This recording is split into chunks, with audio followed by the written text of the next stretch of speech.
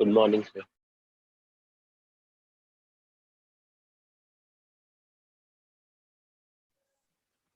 Good morning sir. Good morning, sir. आवाज नहीं आ रही है सर। Good morning, sir.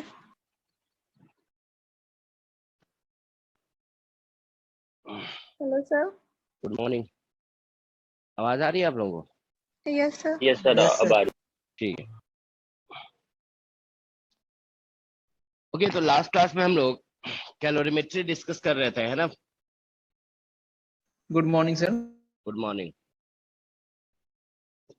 तो अभी देखो रिसेंट में दो टॉपिक आप लोग को पढ़ाया गया है, कैलोरीमेट्री और क्या था, इंजन, है ना? Carnot engine basically. तो आज कुछ इसके क्वेश्चंस डिस्कस कर देते हैं, ठीक है ना? Carnot engine.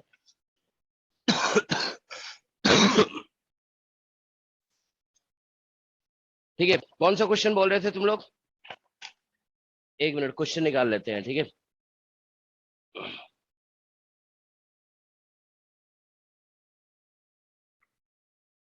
तुम लोगों ने अटेम्प्ट किया है क्वेश्चन? नहीं किया?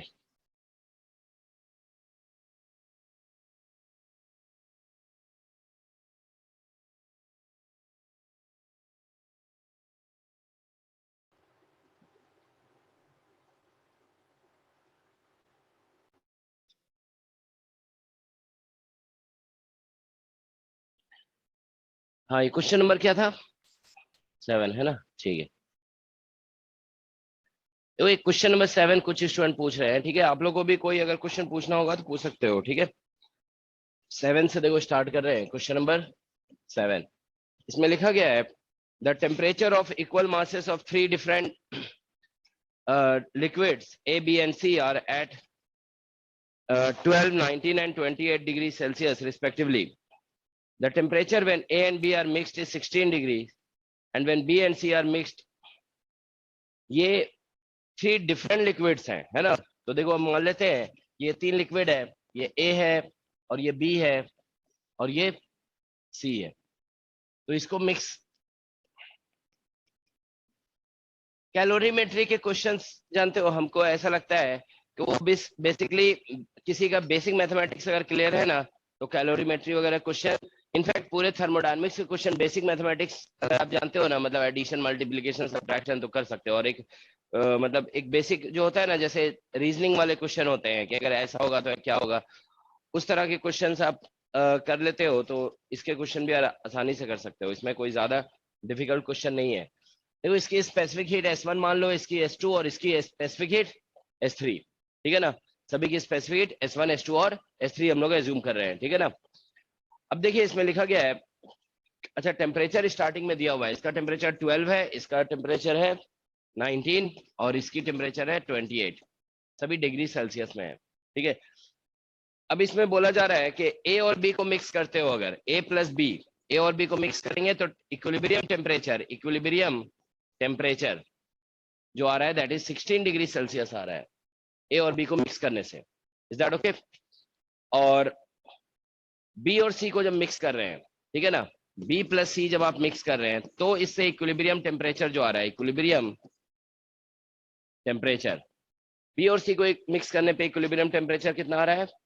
23 degree Celsius, 23 degree Celsius, okay? तो what will be temperature when A and C are mixed? तो A और C को मिक्स, तो ये तो बेसिक क्वेश्चन हो गया ना, A और C को मिक्स करेंगे तो टेम्परेचर कितना होगा, दैट्स द क्वेश्चन, ठीक है? तो अच्छा, इसमें सभी ये बोला गया है कि इक्वल मासेस है, सभी का मास इक्वल है, इसका भी मास m है, इसका भी मास m है और इसका भी मास m है, ठीक है ना? तो देखो इसमें होता क्या है कि जैसे हम लोग इस तरह से लिखते हैं ना, देखो दो लिक्विड को आप मिक्स करोगे, ठीक है ना? तो देखिए अगर हम लोग ऐसे लिखते हैं delta Q1 plus delta Q2 is equal to 0 लिख देते हैं हम लोग, ऐसे ही होता है ना? तो देखिए इसमें हम लोग अगर डेल्टा Q1 तो ऐसे लिखते हो MS1 और डेल्टा T1, है ना? तो ऐसे लिखते हो आप T फाइनल माइनस T1। इसका मान लो फर्स्ट लिक्विड का टेम्परेचर कितना था स्टार्टिंग में? T1 था और फाइनल टेम्परेचर कितना हो गया? TF, ठीक है ना? फिर यहाँ पे ऐसे लिखोगे M2 और S2 और यहाँ पे T final minus T2 is equal to 0, ऐसे ही होगा ना, डेल्टा टी तो आप ऐसे लिखते हो। तो हम अभी एक जनरल फॉर्मूला बना दे रहे हैं, ठीक है ना। तो यहाँ से देखिए आप यहाँ से टीएफ निकालोगे तो कितना निकलेगा, ये निकलेगा बेसिकली M1 S1 और T1 और प्लस M2 S2 और T2 और डिवाइडेड बाय M1 S1 और plus M2 S2। Will you get this? यही आएगा ना, ठीक है। बस ये हमने टीएफ को यहाँ से निकाल लिया है। तो मतलब टीएफ कई बार हम लोग इसको डायरेक्ट यूज कर लिया करेंगे, ठीक है। तो अगर देखिए मासेस इक्वल है, यहाँ पे M1 इक्वल टू M2 दिया गया है, तो हमारा टीएफ जो होगा ना वो बेसिकली M कैंसिल हो जाएगा सभी से।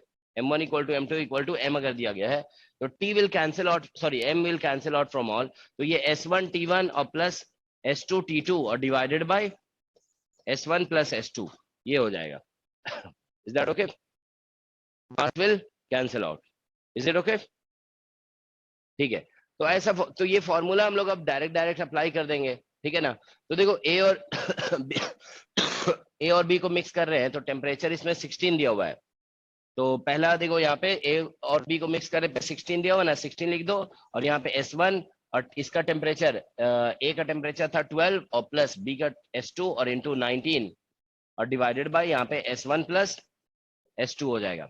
ऐसे डायरेक्ट लिख देते हैं, ठीक है ना। ए और बी को मिक्स कर रहे हैं, ठीक है ना। तो यहाँ से समझ में आ रहा है ना, किसी को कोई दिक्कत तो नहीं है। तो अब आप देखिए इसको क्रॉस मल्टीप्लाई कर दीजिए। क्रॉस मल्टीप्लाई करोगे ना तो बेसिकली देखो इधर से 16 S1 आएगा और इधर से 12 S1 है, माइनस कर दोगे इधर लाके तो 4 S1 इज इक्वल टू हो जाएगा। और 16 में से S2 माइनस करोगे तो 3 S2 हो जाएगा। ऐसे ही आएगा ना। तो यहाँ से मतलब इसको चलो अभी इक्वेशन 1 कर देते हैं। फिर उसी तरह से हमारे पास दूसरे वाले के लिए इक्वेशन बनेगा।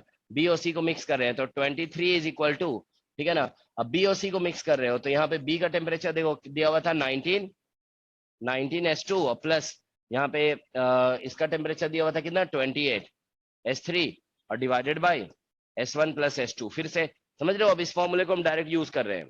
टेम्परेचर बी का देखो यहाँ पे T2 T3 आ जाएगा और S2 S3 आ जाएगा, है ना। सॉरी यहाँ पे क्या आएगा S2 और S3, ठीक है ना। तो अब हम लोग देखिए यहाँ पे क्रॉस मल्टीप्लाई फिर से करते हैं। तो इधर से -23 में माइनस करोगे तो ये बेसिकली 4S2 हो जाएगा इज इक्वल टू, इधर से माइनस करोगे तो 5S3। Call it equation number 2, ये आ गया, ठीक है ना। ऐसा आ रहा है। अब हमारे पास देखिए ए और सी को मिक्स कर रहे हैं। तो ए और सी को मिक्स करेंगे तो अब हमें टेम्परेचर निकालना है। तो ए और सी को मिक्स करेंगे तो इसका देखो इस फॉर्मूले के अकॉर्डिंग ये 12 S1 और प्लस 12 S1 और प्लस सी को मिक्स किया गया ना तो 28 S3। Is that okay? 28 S3 और यहाँ पे S1 प्लस S3 ऐसा आ जाएगा, ठीक है। ऐसे ही होगा ना। तो डायरेक्ट देखो यहाँ पे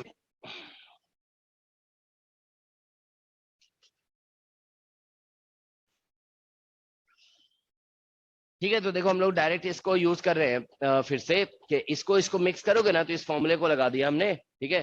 तो अब आप देखिए यहाँ से हम S को अगर एलिमिनेट कर देंगे ना तो हमारा रिजल्ट आ जाएगा, ओके। तो देखिए इसको यूज करिए आप। S1 को हम एक्सप्रेस कर सकते हैं इन टर्म्स ऑफ S2 और S3 को भी एक्सप्रेस कर सकते हैं इन टर्म्स ऑफ S2। तो हम S1 की जगह लिख देंगे कितना आएगा देखो 3S2/4, ठीक है ना। तो मतलब यहाँ पे 12 और इंटू यहाँ पे 3/4 क्योंकि S2 में ये कन्वर्ट होगा, ये भी S2 में, फिर ये भी S2 में, ये भी S2 तो कैंसिल ऐसे भी हो जाएगा 3/4 प्लस 28 और इंटू S3 को भी S2 में कन्वर्ट करो 4/5 हो रहा है यहाँ पे 4/5 और प्लस S1 को कन्वर्ट कर रहे हैं हम यहाँ से देखो S1 को कन्वर्ट कर रहे हैं तो 3/4 और प्लस S3 को जब S2 में कन्वर्ट कर रहे हैं तो 4/5 ये आ गया। बस यही, इसको आप देखो कैलकुलेट करके क्या आंसर आ रहा है, ठीक है।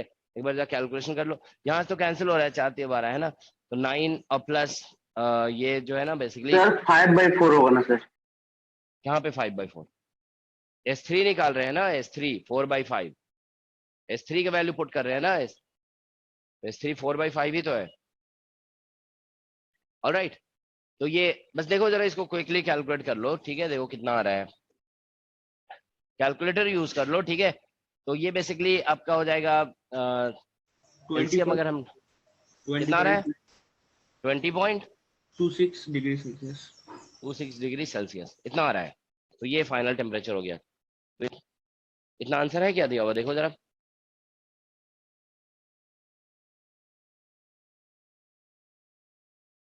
हाँ 20.26 दिया हुआ है, ठीक है ना। हाँ तुम लोग की को क्या दिक्कत हुई थी?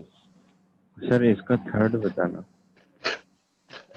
नहीं देखो, हमने भी वैसे ही कोई नया कॉन्सेप्ट नहीं लगाया, मतलब कॉन्सेप्ट तो वही है ना, दो को मिक्स कर रहे हो। बस जानते हो क्या होता है ऐसे क्वेश्चन जब होते हैं ना, कि कुछ रिपीट अगर हो रहा है बार बार, ठीक है ना, देखो एक ही चीज को बार बार बोला जा रहा है ना, तो ऐसे क्वेश्चन में बार बार ये लिखने की क्या जरूरत है। हम एक फॉर्मूला जैसा अगर डेवलप कर लेंगे ना, तो इससे जल्दी हो जाता है, ठीक है ना। तो इसीलिए हमने इस तरह से ये क्वेश्चन कराया है, ठीक है। एक क्वेश्चन देखो आप लोग के इसमें दिया होगा, जेएनयू में पूछा गया है, ठीक है ना। उस क्वेश्चन को भी अगर हम इस तरह से करेंगे ना, देखो यहाँ पे एक क्वेश्चन है 16 नंबर, देखो 16 नंबर क्वेश्चन देखो आप लोग, ठीक है ना। 16 दिया हुआ है कि नहीं दिया हुआ है? 6 अच्छा नहीं, जेएनयू क्वेश्चन ऐसा है, 2 बकेट्स B1 B2 ऐसे लिखा होगा। अच्छा 18 होगा, ठीक है, इसमें 16 लिखा हुआ है। तो 2 बकेट्स B1 B2, ये क्वेश्चन देखो जरा, एक बेसिकली सिमिलर टाइप का क्वेश्चन है ये। तुम लोग लेकर आए नहीं हो असाइनमेंट, लेके आया करो असाइनमेंट, ठीक है। देखो हम क्वेश्चन एक बार एक्सप्लेन कर दे रहे हैं। क्वेश्चन है जेएनयू का 2012 के एग्जाम में। देखो अभी जानते हो बीएससी लेवल के जो एग्जाम्स होते हैं ना, उसमें आप ध्यान रखेंगे सबसे आसान एग्जाम आईआईटी जैम का एग्जाम है, ठीक है ना। जेएनयू के एग्जाम में जानते हो कुछ क्वेश्चन ऐसे पूछे जाते हैं ना, जो मतलब काफी मतलब अच्छे होते हैं, ठीक है। एक क्वेश्चन जानते हो अभी रिसेंटली नेट एग्जाम में पूछा गया था पोलराइजेशन टॉपिक का, ठीक है ना, जो इसमें वेव्स में पढ़ते हो ना पोलराइजेशन, वो क्वेश्चन जानते हो जेएनयू में पहले पूछा गया था, ठीक है। तो कई बार ऐसा क्वेश्चन ऐसा हो जाता है, जेएनयू में अच्छे क्वेश्चन पूछे जाते हैं। तो इसमें लिखा गया है 2 buckets B1 B2 containing 25 liters of water are initially at temperature T1 and T2। देखो 2 बकेट है, एक को A बोला गया है और एक को B, ऐसे B ये बोला गया, ठीक है ना। अब इसमें 25 लीटर दिया हुआ है वाटर, और इसमें भी 25 लीटर वाटर दिया हुआ है। इसका टेम्परेचर दिया हुआ है T1 और इसका टेम्परेचर दिया हुआ है T2, ठीक है ना। अब बोला जा रहा है कि 1 litre, now take 1 liter of water from B1 and put it into B2 and allow thermal equilibrium to be established. Then take 1 liter of water from B2 and put back in B1 and again allow it to come to thermal equilibrium. At the end of this cycle, the amount of water in each bucket does not change, but their temperature will change. When this process is repeated, the difference in temperature reduces by the same factor after each cycle, ठीक है। If T1 minus T2 was 40 degrees Celsius, when this process is repeated, the difference in temperature reduces by the same factor after each cycle. If T1 minus T2 was 40 degrees Celsius to begin with, what would be its value of after 5 cycles? 5 cycles के बाद बोला गया है starting में temperature 40 degree Celsius दिया हुआ है, देखो यहाँ पे डिफरेंस T1 माइनस T2 जो दिया गया है ना, दैट इज 40 डिग्री सेल्सियस, ठीक है। तो इसमें शायद डिफरेंस निकालने के लिए बोला गया है ना, देखो एक minute, what would be it's value, हाँ मतलब डिफरेंस ही है, ठीक है ना, डिफरेंस निकालना है, ठीक है। तो देखो क्वेश्चन इसमें देखो ऐसा दिया हुआ है कि इसमें 25 लीटर वाटर है, इसमें भी 25, इसको बकेट, अच्छा इसको बकेट B1 बोला गया है ना, ऐसा बोला गया, दिस इज बकेट B1 और दिस इज बकेट B2। अब देखो इसमें क्या किया गया कि इससे 1 लीटर पानी लिया गया और इसमें डाल दिया गया, ठीक है ना। फिर इससे 1 लीटर पानी लेकर वापस इसमें डाल दिया गया, ठीक है ना, समझ रहे हो ना। तो 1 लीटर इससे इसमें पहले पुट किया गया 1 लीटर, और फिर वापस 1 लीटर इससे इसमें पुट कर दिया गया 1 लीटर। अब इस मतलब प्रोसेस को देखो 1 लीटर इससे इसमें डालोगे तो इसमें 26 हो जाएगा, और फिर इससे इसमें वापस डाल दोगे तो फिर इसमें कितना हो जाएगा, फिर इसमें 25 हो जाएगा, ठीक है ना, 25 तो दोनों में इक्वल हो जाएंगे अमाउंट ऑफ वाटर। तो क्वेश्चन इसमें बोला जा रहा है कि अगर इस प्रोसेस को हम 5 बार रिपीट करते हैं तो अभी जो टेम्परेचर डिफरेंस 40 डिग्री सेल्सियस है वो बाद में कितना हो जाएगा। तो देखो रिपीटेशन का क्वेश्चन है ना, मुझे जहां तक लगता है ऐसे क्वेश्चन जैसे इस तरह से सॉल्व करोगे ना, अगर एक फॉर्मूला डेवलप कर लेते हैं, ठीक है ना, और उस फॉर्मूले से हम लोग सॉल्व करेंगे, ठीक है ना। तो फॉर्मूला तो देखो हमारा डेवलप हो ही गया था, यहाँ पे टेम्परेचर फाइनल टेम्परेचर जो होता है वो इस तरह से लिखा जा रहा है S1 ये वाला formula M1 S1 T1 M2 S2 T2 और डिवाइड बाय M1 S1 और M2 S2, ठीक है ना। तो हम लोग इसको यूज करते हैं, देखो यहाँ पे। तो सॉल्यूशन देखो, टी फाइनल जो होता है वो ऐसे लिखा जा रहा है M1 S1 और T1 प्लस M2 S2 और T2 होता है और डिवाइडेड बाय M1 S1 और प्लस M2 S2, ये लिखा गया है। Is that okay? अब देखो इसमें क्या हो रहा है कि ठीक है ना, ये सिचुएशन है।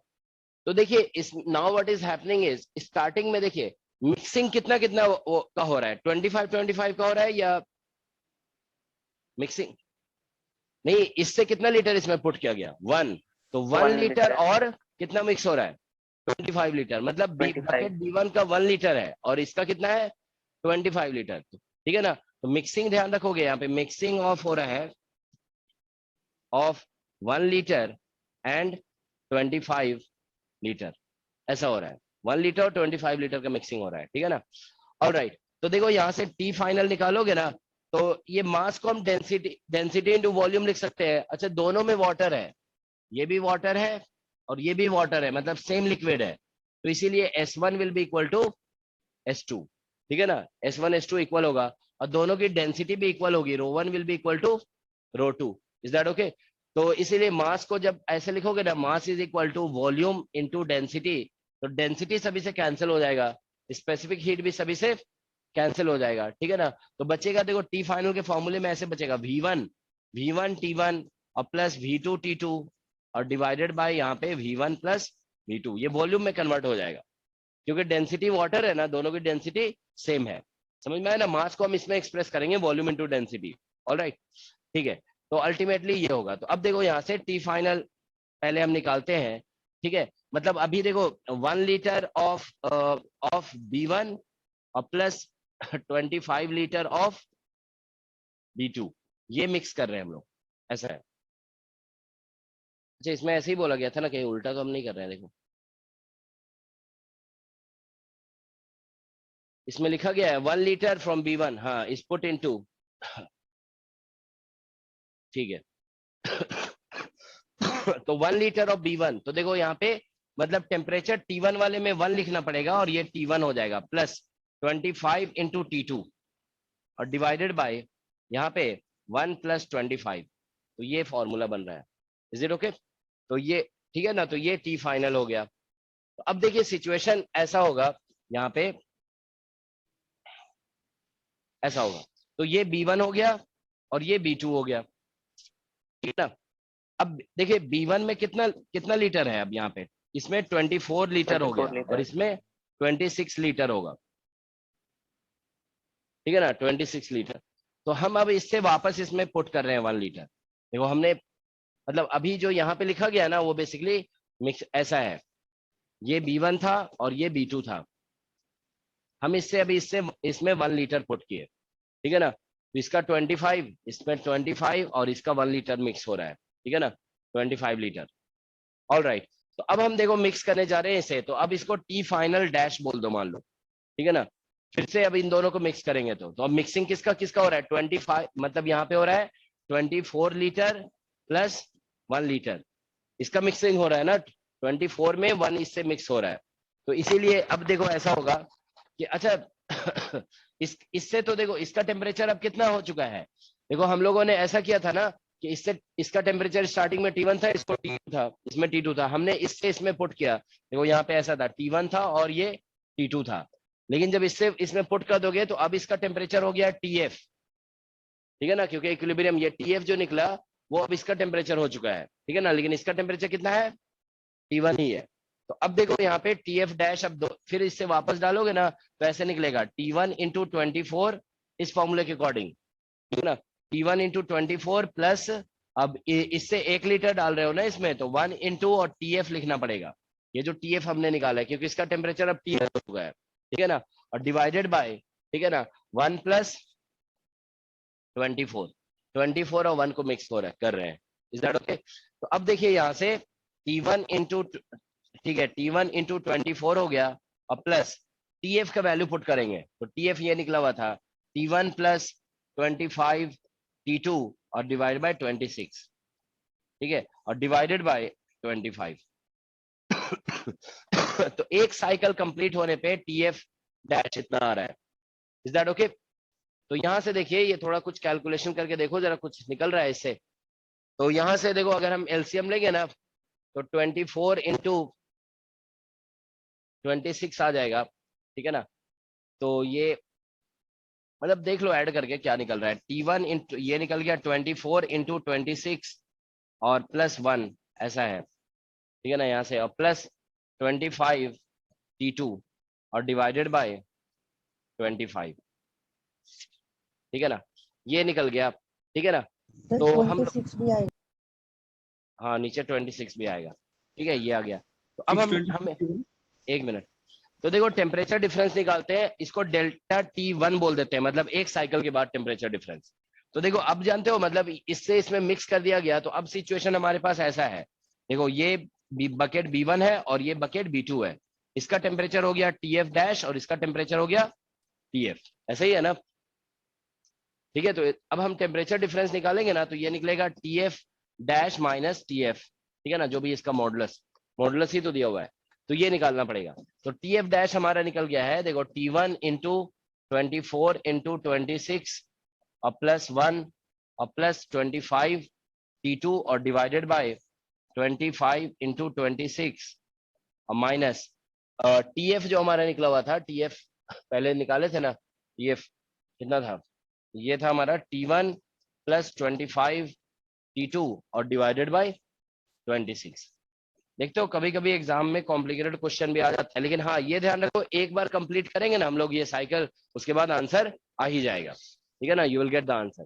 तो यहाँ पे बस थोड़ा सा पेशेंस रख के कैलकुलेशन करना होता है, हालांकि ये फॉर्मूला बना देने के बाद फिर दिक्कत नहीं होती है ना, जल्दी जल्दी होने लगता है, ठीक है ना। तो इसी तरह से कैलकुलेशन करना पड़ेगा, ठीक है। तो देखो एलसीएम ले लो, यहाँ से एलसीएम लोगे ना, तो देखो क्या आएगा, T1 कॉमन ले लो, तो T1 कॉमन लोगे, तो देखो यहाँ से आ रहा है 24 इंटू 26 और प्लस 1 था और माइनस, ये देखो एलसीएम 25 यहाँ पे आ जाएगा, 25 इतना आ जाएगा, प्लस हम T2 कॉमन लेंगे ना, T2 कॉमन लोगे तो यहाँ पे कितना आ रहा है, देखो T2 कॉमन लेने से ये 25 था और माइनस यहाँ पे 25 का स्क्वायर हो जाएगा। Are you getting this?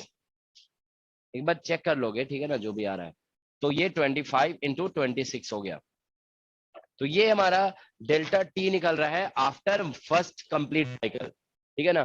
तो यहां से देखिए, ये जो रिजल्ट आ रहा है T1, इसमें देखो माइनस करेंगे ना, तो ये माइनस 24 हो गया, 24 फिर कॉमन लोगे ना, 24 कॉमन ले लोगे, तो ये बेसिकली 24 इंटू, देखो ऐसा हो रहा है ना, ये आप देखिए 1, ये माइनस 24 हो गया, 24 कॉमन ले लेंगे तो 26 माइनस 1 बचेगा, यहाँ पे माइनस 1 बचेगा तो 25 हो जाएगा, तो ये हो गया 25, ठीक है ना। और प्लस यहाँ पे T2 आ जाएगा, और यहाँ से देखिए 25 आप कॉमन ले लोगे तो 1 माइनस 20, तो इसको उल्टा करके माइनस करके लिख दो, तो ये माइनस हो जाएगा, ये T2 इंटू, और ये भी बन जाएगा 24 into 25, this will become 24 into 25 with negative sign, यही होगा ना, 25 कॉमन लो, 1 माइनस 24, 24 हो जाएगा, और डिवाइडेड बाय 25 इंटू 26, ठीक है ना। तो बेसिकली अब देखो यहाँ से 24 25 कॉमन आ जाएगा, तो यहाँ पे हो गया 21 माइनस T1 माइनस T2, ठीक है ना, ये आ गया, और यहाँ पे 25 तो कैंसिल हो जाएगा, तो ये बच जाएगा 24 बाई 26, ठीक है ना। ये देखो एक फैक्ट उसमें इसीलिए बोला गया था कि it is reducing by a factor, same factor हर बार बोल रहा है कि रिड्यूस, तो ये जानते हो, मतलब अब हमें समझ लेना है कि इसमें बोल भी दिया ना क्वेश्चन में, इट इज, अब हमें दोबारा चेक करने की जरूरत नहीं है, क्योंकि क्वेश्चन में बोला गया है कि temperature is reducing by same factor, इसमें बोला गया है क्वेश्चन में, ठीक है ना। तो इसीलिए हम रिपीट नहीं करेंगे इस क्वेश्चन को, ठीक है ना। तो इसीलिए फिफ्थ साइकिल के बाद इसको ऐसे लिखा जाएगा, फिफ्थ साइकिल के बाद जो टेम्परेचर डिफरेंस आएगा यहाँ पे ऐसे डेल्टा T5 लिख दो, ठीक है ना। So this will be equal to 24 by 26, ठीक है ना, इसका पावर 5 हो जाएगा, और यहाँ पे T1 माइनस T2 हो जाएगा, ठीक है। तो ये लिखना पड़ेगा, ठीक है ना। तो क्योंकि हर बार यही फैक्टर मल्टीप्लाई होगा, ठीक है ना। तो यहाँ से 24 बाई 26 और इसका पावर 5 है, और इंटू ये डिफरेंस स्टार्टिंग में 40 दिया हुआ था, 40 डिग्री सेल्सियस, ओके। तो इस तरह से हम लोग लिख सकते हैं, देखो स्टार्टिंग में 40 दिया हुआ था ना, इस, ठीक है, दिस इज 40, ओके। ओके, तो जानते हो देखो होता यही है कि कैलोरीमेट्री का कॉन्सेप्ट बहुत छोटा सा है कि मिक्सिंग आप करते हो delta Q1 plus delta Q2 equal to 0, लेकिन इसमें क्या होता है लॉजिक मिक्स कर देते हैं ना। ये क्वेश्चन क्या है, लॉजिक का क्वेश्चन है, बस आपका मैथमेटिकल लॉजिक चेक किया जा रहा है, ठीक है। तो इस तरह से ट्विस्टिंग होती है क्वेश्चन। डेल्टा टी कैसे लिखा है सर? वो लिख, क्या डेल्टा टी कैसे लिखा, यहाँ पे जो डेल्टा टी लिखे हैं, डेल्टा टी का मतलब टेम्परेचर डिफरेंस। तो फाइनल टेम्परेचर B1 का कितना हो गया, फाइनल टेम्परेचर B2 का कितना हुआ, उन दोनों का डिफरेंस निकाल दिए, तो वो टेम्परेचर डिफरेंस है। Is that okay? तो ये फाइनल टेम्परेचर B1 का जो है उसको हम TF डैश लिख रहे हैं, और फाइनल टेम्परेचर B2 का जो है उसको हम TF लिख रहे हैं, ठीक है। तो दोनों का डिफरेंस ले लिए तो डेल्टा टी निकल गया। और ये क्वेश्चन में लिखा हुआ है कि every time temperature is changing by same factor, तो हम 5 बार इस प्रोसेस को रिपीट करेंगे तो यहाँ पावर 5 आ जाएगा। Alright, so that's the question. Sir ये जो फॉर्मूला यूज किया गया है एवरी टाइम यूज कर सकते हैं, ये कोई कंडीशन इसकी? क्या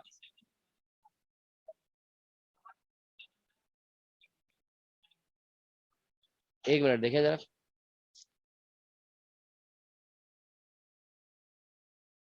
नहीं हमारा तो 27 ही आंसर तो दिया हुआ है इसमें, 27 वो ऑप्शन गलत दिया होगा बात अलग है, ठीक है ना। इसका आंसर 27 आ रहा है तो 27 होगा, और क्या। ये मतलब हमें लगा कि ऑप्शन मैच नहीं कर रहा है, ये कह रहे हो 27 इसका ए ऑप्शन करेक्ट होगा, ठीक है ना। ये कैलकुलेट 27 आ रहा है ना कैलकुलेशन से, ठीक है 27 आंसर होगा इसका, ठीक है। तो कैलकुलेशन पे बस कॉन्फिडेंस होना चाहिए कि आपने जो किया है वो करेक्ट है, ठीक है ना। अच्छा देखो ये फॉर्मूला आप लोग जानते हो, देखो कंडीशन जानते हो, खुद से समझ जाया करो कि आप कहाँ पे यूज कर सकते हो। देखो इसमें ये तो यहाँ ये जनरल है ना, this is the general, okay. जब भी किसी दो लिक्विड को आप मिक्स करोगे ना तो ये तो जनरल आएगा M1S1T1 प्लस M2S2T2। अब यहाँ पे दोनों वाटर था तो इसलिए स्पेसिफिक हीट कैंसिल हो गया, दोनों की डेंसिटी सेम थी तो अब वॉल्यूम में कन्वर्ट हो गया, ठीक है ना। लेकिन ऐसा नहीं कि अब इसको आप हमेशा नहीं, this you can not use all time, है ना, लेकिन ये तो यूज कर ही सकते हो। और ये तो simply delta Q1 plus delta Q2 equal to 0 से आंसर आ रहा है, ओके। तो इसमें तो कोई ऐसी डिफिकल्टी नहीं है, ऑलराइट, ठीक है। सर 29 और थर्ड कौन सा 29? से पहले एक बार थर्ड बता दीजिए। थर्ड नंबर देखो जरा, क्वेश्चन नंबर 3 क्या है। क्वेश्चन नंबर 3 में लिखा है if ice contained in a beaker starts melting then, देखो ये जो है ना बेसिक कॉन्सेप्ट है, बेसिकली इसमें बोला जा रहा है कि specific heat of system is 0। देखो ये जानते हो, मतलब क्लास 11th में ये बात पूछी जाती थी कि वेपराइजेशन प्रोसेस है जैसे मेल्टिंग प्रोसेस, इसकी स्पेसिफिक हीट कितनी होती है। मान लीजिए वाटर मेल्ट हो रहा है तो उस एक प्रोसेस है ना वहां पे, उस प्रोसेस का स्पेसिफिक हीट कितना होता है, कितना होता है, कभी सुना है आप लोगों ने? चलो मान लो नहीं सुना है, सपोज करो नहीं सुना है, ठीक है ना। एग्जाम में मान लो ये आ गया तो आपको कुछ अपना लॉजिक से आंसर करना आना चाहिए ना। तो ऐसा करो, देखो समझ में आ जाएगा सभी को, ठीक है ना। आप स्पेसिफिक हीट का बेसिक फॉर्मूला लिखो, मतलब जनरल फॉर्मूला क्यू के टर्म में लिखते हो ना, लिख के देखो तो समझ में आ जाएगा, ठीक है ना। देखो कभी कभी जानते हो ऐसे क्वेश्चन आपको आप फेस कर सकते हो। देखो ज्यादा पढ़ने से जानते हो क्या होता है कि आप बहुत सारे क्वेश्चन पहले ही फेस कर लेते हो, अब एग्जाम में आता है ना तो आपको ऑब्वियस जैसा लगता है, ठीक है। और कम पढ़ने से क्या होता है कि एग्जाम में ही आपको सारे क्वेश्चन नहीं लगते हैं, ठीक है ना। तो इसीलिए जानते हो मतलब थोड़ा सा पहले से ज्यादा पढ़ लेना चाहिए। देखो लेकिन मान लो ये क्वेश्चन आप फर्स्ट टाइम देख रहे हो, ठीक है ना, कि मेल्टिंग प्रोसेस में स्पेसिफिक हीट कितना होता है, तो क्या करोगे? इनफाइनाइट होता है सर, कितना होगा? इनफाइनाइट। हाँ ठीक है। देखो इसमें स्पेसिफिक हीट या हीट कैपेसिटी हम लोग कैसे डिफाइन, ये delta Q by delta T ऐसे लिखते हो ना। तो ये अगर हम 1/m से डिवाइड नहीं कर रहे हैं तो ये हीट कैपेसिटी है, समझ गए ना। तो देखो यहाँ पे डेल्टा Q मेल्टिंग प्रोसेस में आप हीट सप्लाई करते हो कि नहीं, अपने आप मेल्ट हो जाता है क्या? होता है, ठीक है ना। वो कितना होता है हीट? ml। अब बताइए मेल्टिंग प्रोसेस में टेम्परेचर चेंज होता है। लास्ट क्लास में याद है ग्राफ बना रहे थे, टेम्परेचर ऐसे बढ़ रहा था, फिर हम लोग क्या किए थे, ऐसे करके स्ट्रेट लाइन थे। तो ध्यान रखोगे जब तक मेल्टिंग होती है ना, मान लो आइस मेल्ट हो रहा है, ठीक है,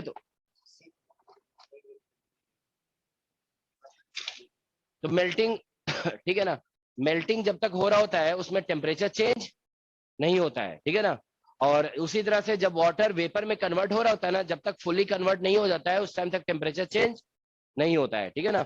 ये सब जानते हो कैसे पता चला? ये सब एक्सपेरिमेंट से पता चला। लोगों ने क्या किया, थर्मोमीटर डाल दिया वाटर में, उसको गर्म करते रहे, ठीक है ना। तो सोच रहे थे कि बहुत देर तक गर्म करेंगे ना तो टेम्परेचर बढ़ता जाएगा, मतलब 300-400 ऐसे पहुंच जाएगा। फिर देखा कि बढ़ ही नहीं रहा है, 100 पहुंचने के बाद कांस्टेंट जैसा हो गया, ठीक है ना। तो वहां से उनको समझ में आया कि इसका मतलब जब वेपराइज होने लगा तो टेम्परेचर चेंज नहीं होता है, ठीक है ना। तो तो देखो यहाँ पे लेकिन हीट तो आप सप्लाई कर रहे हो कंटिन्यूअस, तो ml हो गया, लेकिन टेम्परेचर में डिफरेंस कितना हुआ?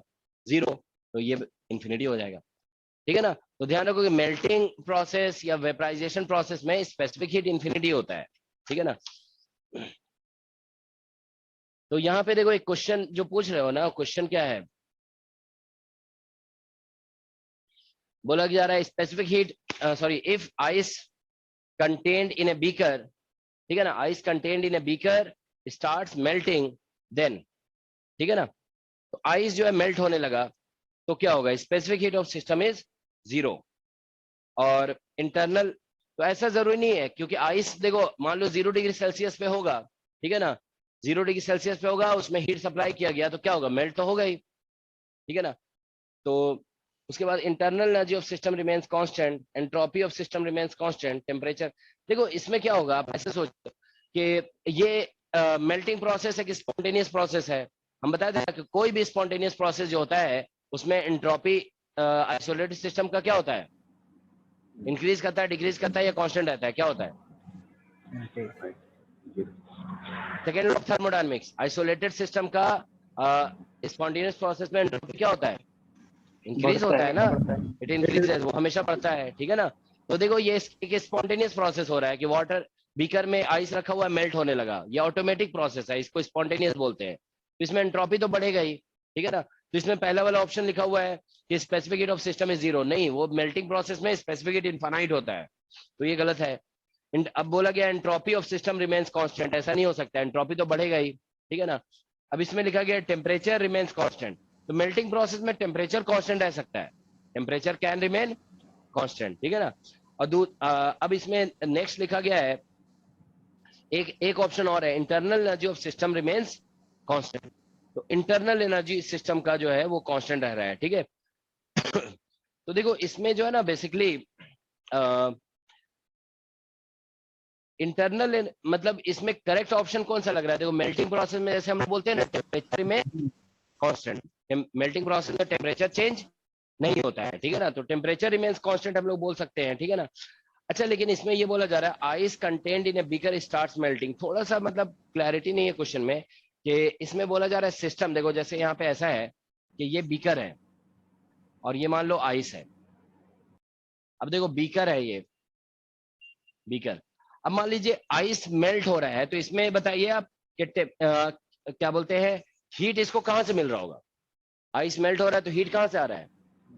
बीकर से आ रहा होगा, मतलब बीकर जो है ना इसको हीट दे रहा होगा, बीकर इज गिविंग हीट, है ना, तो बीकर से हीट आ रहा है इसके, ठीक है ना। ये जो कांटेक्ट है ना बीकर के साथ, इससे हीट मिल रहा होगा। तो इसका मतलब देखो अगर क्या बोलते हैं आइस मेल्ट हो रहा है तो आइस का टेम्परेचर कांस्टेंट रहेगा, क्योंकि मेल्टिंग प्रोसेस में टेम्परेचर चेंज नहीं होता है।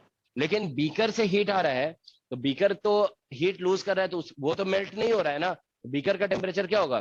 डिक्रीज करेगा, तो temperature of beaker should decrease, is that okay? तो बीकर का टेम्परेचर तो डिक्रीज कर जाएगा। तो इसमें बोला गया सिस्टम का टेम्परेचर रिमेन्स कांस्टेंट, तो अगर हम सिस्टम में जो है ना आइस प्लस बीकर लेते हैं ना, तो देखो क्या होगा, बीकर का टेम्परेचर जो है ना इसका टेम्परेचर डिक्रीज करेगा, बीकर का टेम्परेचर, और आइस के लिए अगर हम देखते हैं तो आइस का टेम्परेचर जो है ना ये कांस्टेंट रहेगा। तो ओवरऑल टेम्परेचर मतलब क्या बोलोगे, बीकर का तो चेंज हो रहा है ना, तो हम ये तो नहीं बोल सकते टेम्परेचर कांस्टेंट रह रहा है। लेकिन देखो क्या होगा कि इसने एनर्जी इसमें सप्लाई कर दिया, लेकिन ओवरऑल बाहर से कोई एनर्जी तो आया नहीं पे, तो हम ये कह सकते हैं कि इसका इस पूरे सिस्टम का इंटरनल एनर्जी कांस्टेंट रह रहा है, इंटरनल एनर्जी में कोई चेंज नहीं हो रहा है, क्योंकि एंट्रोपी देखो एंट्रोपी भी तो इसका इंक्रीज करेगा, ठीक है ना। तो एक्सटर्नली कोई एनर्जी आया नहीं ना, तो आप ये बोल सकते हो कि इंटरनल रिमेन्स कांस्टेंट, ठीक है ना, तो इंटरनल एनर्जी बोल सकते हो कांस्टेंट है, ठीक है ना। लेकिन जानते हो मतलब एक देखो बता रहे हैं, देखो इसमें जानते हो, देखो इसमें क्या होता है कि जैसे आप ऐसे सोचिए कि हम फिर भी इंटरनल एनर्जी भी थोड़ा सा इसमें स्लाइटली जो है ना वो डिपेंड करेगा कि हम क्या एजम्पशन लेते हैं, उसके अकॉर्डिंग आंसर करना पड़ेगा। देखो delta Q is equal to, आप ऐसे लिखते हो ना, delta U plus delta W, ठीक है ना, डेल्टा डब्ल्यू, ये लिख दो, फर्स्ट लॉ ऑफ थर्मोडायनेमिक्स। देखिए पूरे सिस्टम में बाहर से कोई हीट नहीं गया, ठीक है ना, बीकर ने हीट सप्लाई किया है, तो इसको हम टोटल जैसे ऐसे लिखते थे ना, delta Q one plus delta Q two equal to zero, तो इसको जीरो लिख दो यहाँ पे, तो ये डेल्टा यू हो गया और प्लस डेल्टा डब्ल्यू। अब याद है लास्ट क्लास में हम बताए थे कि अगर कोई सिस्टम जैसे मान लीजिए वाटर है आइस में कन्वर्ट हुआ, तो वॉल्यूम में चेंज आ गया अगर, तो उसमें वर्क डन हम ऐसे बताए थे कि P V two minus V one ऐसे लिख दोगे, और final volume minus initial volume, ये वर्क डन हो जाएगा, ठीक है ना। तो अगर हम ये मानते हैं ना कि आइस मेल्ट होने के बाद अगर इसका वॉल्यूम चेंज हो रहा है और यहाँ पे कुछ प्रेशर है, यहाँ पे ठीक है ना, एटमोस्फेयर है मान लो प्रेशर, तो इसमें थोड़ा सा वर्क डन हो जाएगा। वर्क डन होगा तो फिर इंटरनल एनर्जी मतलब अगर देखो हम डेल्टा यू डेल्टा डब्ल्यू को जीरो लिखते हैं कि नो वर्क डन, ओके, तो नो वर्क डन अगर लिखते हैं तो ये जीरो हो जाएगा, ठीक है ना, तो ये जीरो हुआ, ये जीरो हो गया, तो इसका मतलब delta U is zero, is that okay. तो यहाँ से देखो इस डेल्टा यू जीरो तभी आएगा जब आप डेल्टा डब्ल्यू को जीरो पुट करोगे, ठीक है ना, तो डेल्टा यू जीरो आ गया, तो समझ गया ना, वो डिपेंड करेगा। लेकिन इस क्वेश्चन में देखो ऐसा कुछ क्लियरली बोला नहीं वॉल्यूम चेंज हो रहा है। ऐसे क्वेश्चन होते हैं ना जिसमें आपको मेल्टिंग प्रोसेस में वॉल्यूम चेंज कंसीडर करना होता है, तो उसमें बताया हुआ होता है कि वॉल्यूम चेंज हो रहा है, तो फिर आप वर्क डन ऐसे निकाल लेते हो, ठीक है ना, कि एटमोस्फेयर का प्रेशर पी है और under that pressure volume change हुआ है, तो वर्क डन ऐसे निकल जाएगा, इज दैट ओके। तो ठीक है, तो हमें अभी ये मानना पड़ेगा कि कोई वर्क डन नहीं हो रहा है, तो हम change in delta Q zero है, डेल्टा यू, तो ये डेल्टा डब्ल्यू जीरो, तो डेल्टा यू जीरो आ जाएगा, तो इंटरनल एनर्जी बोलेंगे चेंज नहीं हो रहा है, एंट्रोपी तो बढ़ेगा ही, ठीक है ना। ठीक है, तो इसका इंटरनल एनर्जी, इसमें आंसर क्या दिया हुआ है, डी दे रखा है क्या? हाँ तो बी वही इंटरनल एनर्जी होगा, ठीक है, लेकिन ये भी नहीं कंडीशनल सर, है, डी ध्यान रख, क्या डी दिया हुआ है, कांस्टेंट टेम्परेचर डी दे रखा नहीं है। नहीं, देखो ये तो समझ में आ ही गया ना कि टेम्परेचर कांस्टेंट किसका रहेगा, आइस का रहेगा, आइस का टेम्परेचर कांस्टेंट रहेगा, ठीक है ना, बीकर का तो डिक्रीज करेगा ही, ठीक है ना। Alright, any other question? एक 29 पूछ रहे हो है ना।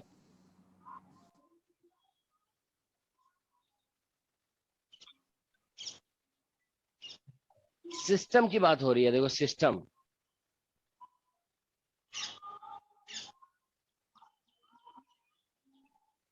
हाँ सिस्टम का ही मानना पड़ेगा, ठीक है ना। देखो कुछ क्वेश्चन तो एग्जाम में जो भी से डाउटफुल होते हैं, ठीक है ना, जिसमें स्टूडेंट्स को भी फिर मतलब डाउट्स का एडवांटेज मिल जाता है। जैसे इस बार जानते हो आईआईटी जैम में क्वेश्चन पूछा गया कि light is going, light sorry नहीं, डायरेक्शन नहीं बताया था, उसमें बोला गया था there is air and glass interface, तो उसके लिए ब्रूस्टर एंगल कितना होगा, what is the Brewster angle for air and glass interface. तो जानते हो ना ब्रूस्टर एंगल वर्ड सुना होगा आप लोगों ने, उसमें ये होता है कि बेसिकली जब लाइट को उस एंगल पे इंसिडेंट करते हैं ना तो वो पोलराइज हो जाता है, अनपोलराइज लाइट बिकम्स पोलराइज। तो उसमें जानते हो देखो कुछ स्टूडेंट मतलब जनरली स्टूडेंट ये पढ़ते हैं कि ग्लास स्लैब है और एयर से लाइट को इंसिडेंट कराया जा रहा है, ठीक है ना, तो क्या बोलते हैं ब्रूस्टर एंगल उसमें हम लोग डिस्कस करते हैं, ठीक है ना। अब क्या हुआ, कुछ स्टूडेंट ने मतलब पता नहीं मिस्टेक किया कि क्या किया उन लोगों ने आकर के जब आंसर किया ही तो उन लोगों का आंसर मैच नहीं किया, या हम लोगों ने आंसर की निकाला, तो उन लोगों ने क्या लॉजिक लगा दिया उसमें जानते हो, कि आपने ये नहीं बताया कि लाइट किधर से किधर जा रही है, light is sorry going from air to glass और ग्लास टू एयर। तो जानते हो ये लॉजिक करके और मतलब क्लेम कर दिया कि इसमें क्लैरिटी नहीं है क्वेश्चन में, ठीक है, मार्क्स टू ऑल चला गया क्वेश्चन, ठीक है, क्योंकि उसमें क्लैरिटी नहीं थी। नहीं मार्क्स टू ऑल नहीं दिया, शायद दो आंसर दे दिया, दोनों के लिए दे दिया, ठीक है ना, मतलब एयर टू ग्लास का भी आंसर को करेक्ट मान लिया और फिर ग्लास टू एयर को भी। तो डाउटफुल क्वेश्चन तो होते ही है, ठीक है ना, ऐसा नहीं है कि क्वेश्चन अगर लिख दिया किसी ने तो अल्टीमेट क्वेश्चन हो गया, ठीक है ना। ठीक है, एक देखो 29 नंबर क्वेश्चन इसमें एक दिया गया है जो पूछ रहे हैं ये लोग, ठीक है ना।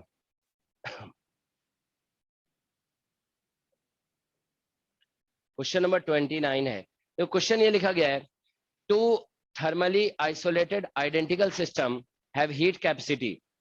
अच्छा, हीट कैपेसिटी और स्पेसिफिक हीट कैपेसिटी में डिफरेंस समझ में आया ना आप लोग को, ठीक है, छोटी छोटी डिफरेंसेस है। देखो स्पेसिफिक हीट जब लिखते हैं तो मास से डिवाइड करते हैं और हीट कैपेसिटी में मास से डिवाइड नहीं करते हैं, ठीक है ना।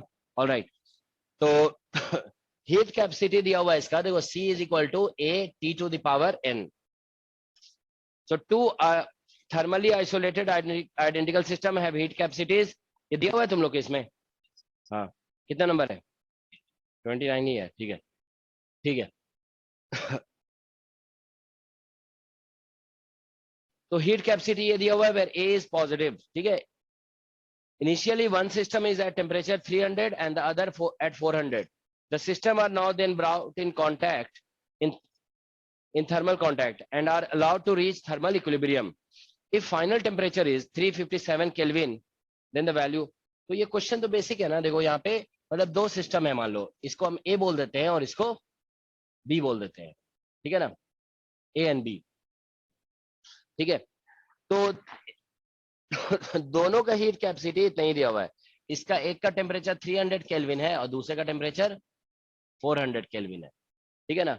अब दोनों को कांटेक्ट में लाया गया तो फाइनल टेम्परेचर दोनों का ऐसा हो गया, देखो यहाँ पे फाइनल जो है ना ऐसा है, दोनों ए भी पहुंच गया 357 पे और बी भी पहुंच गया 357 केल्विन पे, ठीक है ना।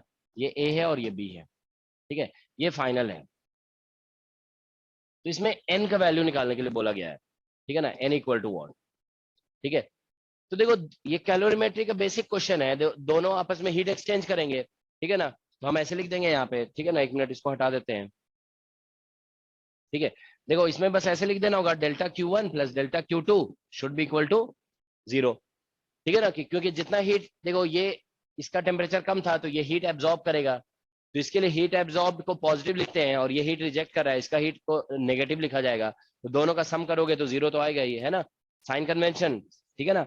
अच्छा इसमें याद है ना, बताया था कि डेल्टा Q में हम लोग बेसिकली साइन खुद से पुट नहीं करते हैं, वो ऑटोमेटिक एडजस्ट हो जाता है, ठीक है ना। तो डेल्टा Q लिखोगे यहाँ पे, तो इसमें देखो हीट कैपेसिटी जो है ना वो टेम्परेचर का फंक्शन है, ये वेरी कर रहा है। तो देखो हीट कैपेसिटी आप जानते हो ना, C इज इक्वल टू ऐसे लिखते हो dQ बाई dt, और इस स्पेसिफिक हीट जब लिखते हो ना तो 1 बाई m और dQ बाई dt लिखा जाता है, ठीक है ना, दोनों में बस इतना ही डिफरेंस है। तो dQ निकालना है ना, तो dQ इक्वल टू कितना आ जाता है, C dt, ये आ गया, ठीक है ना। तो हम लोग यहाँ पे देखो C dt ऐसे लिखेंगे और इसको इंटीग्रेट करना पड़ेगा टोटल हीट निकालने के लिए। तो ये टेम्परेचर स्टार्टिंग में था 300, एक था 300 से चला गया 357 पे, और प्लस फिर यहाँ पे इसमें भी ऐसे लिख दोगे C dt और ये 400 टू 357 इज इक्वल टू 0, ये लिखना होगा। अब C का वैल्यू यहाँ पे दिया हुआ है ना A, तो यहाँ पे basically T to the power A तो डिवाइड कर दोगे तो कैंसिल हो जाएगा, है ना। तो यहाँ पे देखो T टू द, इसको इंटीग्रेट करोगे ना T to the power n+1 हो जाएगा बाई n+1, ठीक है ना। और यहाँ से 300 और बाई 357 और plus T to the power n+1 और बाई n+1, और ये भी 357 और ये 400 इज इक्वल टू 0। तो यहाँ से देखिए आप, ये n+1 तो मल्टीप्लाई कर दोगे तो कैंसिल हो जाएगा, ठीक है ना। तो यहाँ से देखिए बेसिकली क्या रहा है, 357 टू द पावर n+1, यहाँ से भी आएगा और यहाँ से भी वही आएगा, तो 2 टाइम्स हो जाएगा, और minus 300 to the power n+1 और minus 400 to the power n+1 is equal to 0, ठीक है। तो ये आ रहा है। तो हम लोग देखिए यहाँ से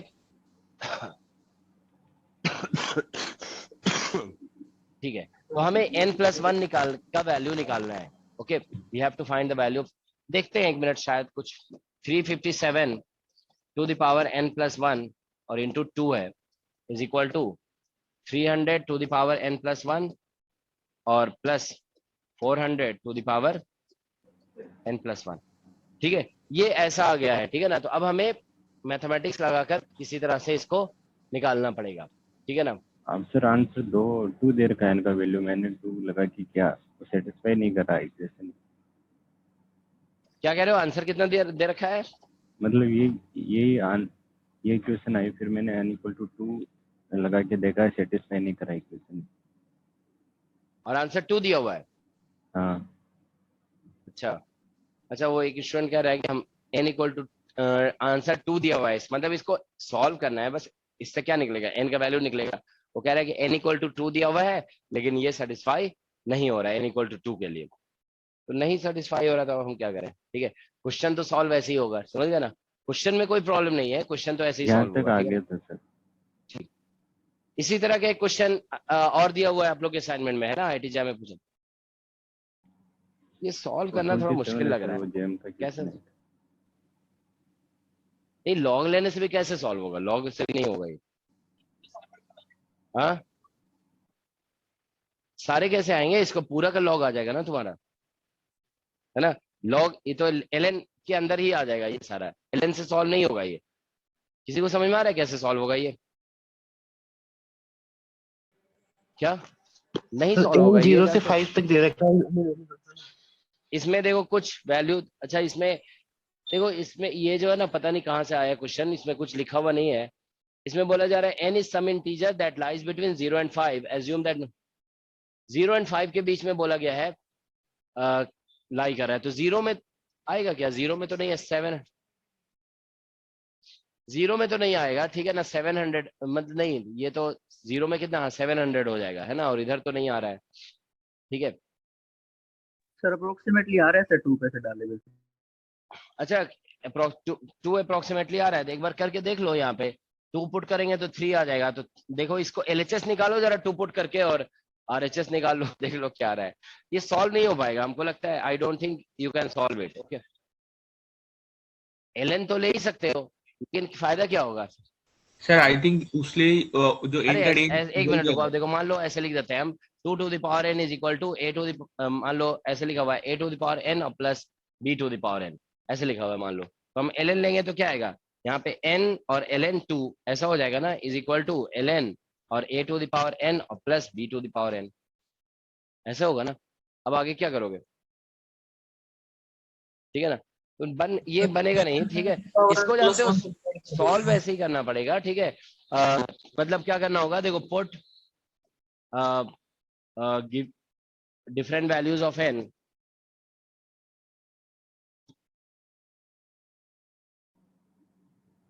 in LHS and RHS and see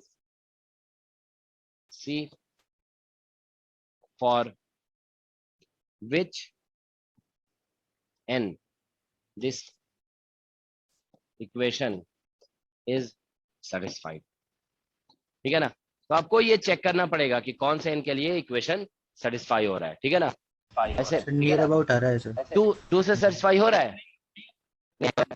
कुछ लोग कह रहे हैं ऑनलाइन से कि नियर अबाउट सेटिस्फाई हो रहा है।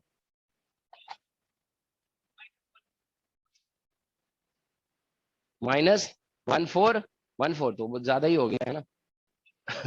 सर -1414 का डिफरेंस आ रहा है। अच्छा, और फिर वैसे भी अपन इसमें अब इंटीजर डे क्या लें? चलो कोई बात नहीं, ठीक है? है इसको मतलब अगर एग्जाम में ऐसा क्वेश्चन आता है, मान लीजिए ऑप्शन में दिया हुआ है या इसमें रेंज दिया हुआ है ना, इसमें क्वेश्चन में दिया हुआ है कि n लाइज बिटवीन, n जो है ना लाई कर रहा है, n लाइज बिटवीन 0 एंड 5 ऐसे लिखा हुआ है। तो हम 2-3 वैल्यू पुट करके चेक कर सकते हैं, और कोई तरीका नहीं होगा, ये सॉल्व नहीं होगा ऐसे, ठीक है ना? You can not solve it. Integer बोला है। पावर n प्लस 1 से डिवाइड करके सोल्व नहीं कर सकते? हाँ, 300 की पावर n प्लस 1 से डिवाइड कर देते। क्या कह रहे हो सर 300 की पावर n प्लस 1 से दोनों साइड डिवाइड कर दे तो थोड़ा छोटा हो जाएगा ना? अरे वो, लेकिन एग्जैक्टली सॉल्व फिर भी तो नहीं होगा ना। अच्छा, इसमें बोला गया if final where n is some integer that lies between 0 and 5, है ना? इंटीजर बोला गया है ना? हाँ हाँ, वही नियरेस्ट को कंसीडर कर रहे होंगे, तो हो सकता है n जो है ना नियरेस्ट इंटीजर होगा, है ना? सॉरी, टू नियरेस्ट इंटीजर हो सकता है, ठीक है ना? चलो ठीक है। Is there any other question? अच्छा, कल जो क्वेश्चन हम लोग सॉल्व कर रहे थे उसका आंसर आया था तुम लोग का? सॉल्व करके देखा तुम लोगों ने? ये आ गया था ना? ये वो गेट का क्वेश्चन जो एंट्रोपी कैलकुलेशन का कर रहे थे हम लोग। यस सर, आ गया था। ठीक है, देखो एक क्वेश्चन जो है ना आईआईटी जैम एग्जाम में पूछा गया था 2021 में। वो क्वेश्चन जानते हो, मतलब हम लोग जो आंसर की उसका दिए थे ना, और मतलब बहुत लोगों ने क्लेम किया था उस आंसर को, ये था मतलब इसी का था, क्या बोलते हैं, थर्मोडायनामिक्स का बेसिक क्वेश्चन था, लेकिन आईआईटी ने उसका आंसर मतलब अलग ही दिया, बाद में उन लोगों ने एक्सेप्ट भी नहीं किए थे, ठीक है ना? वो क्वेश्चन दिखा रहे हैं हम, ठीक है ना? देखो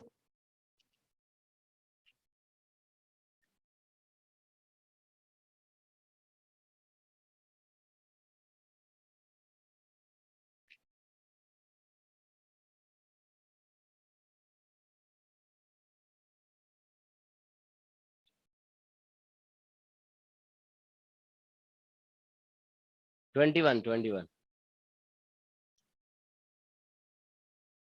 MSQ का क्वेश्चन है, MSQ।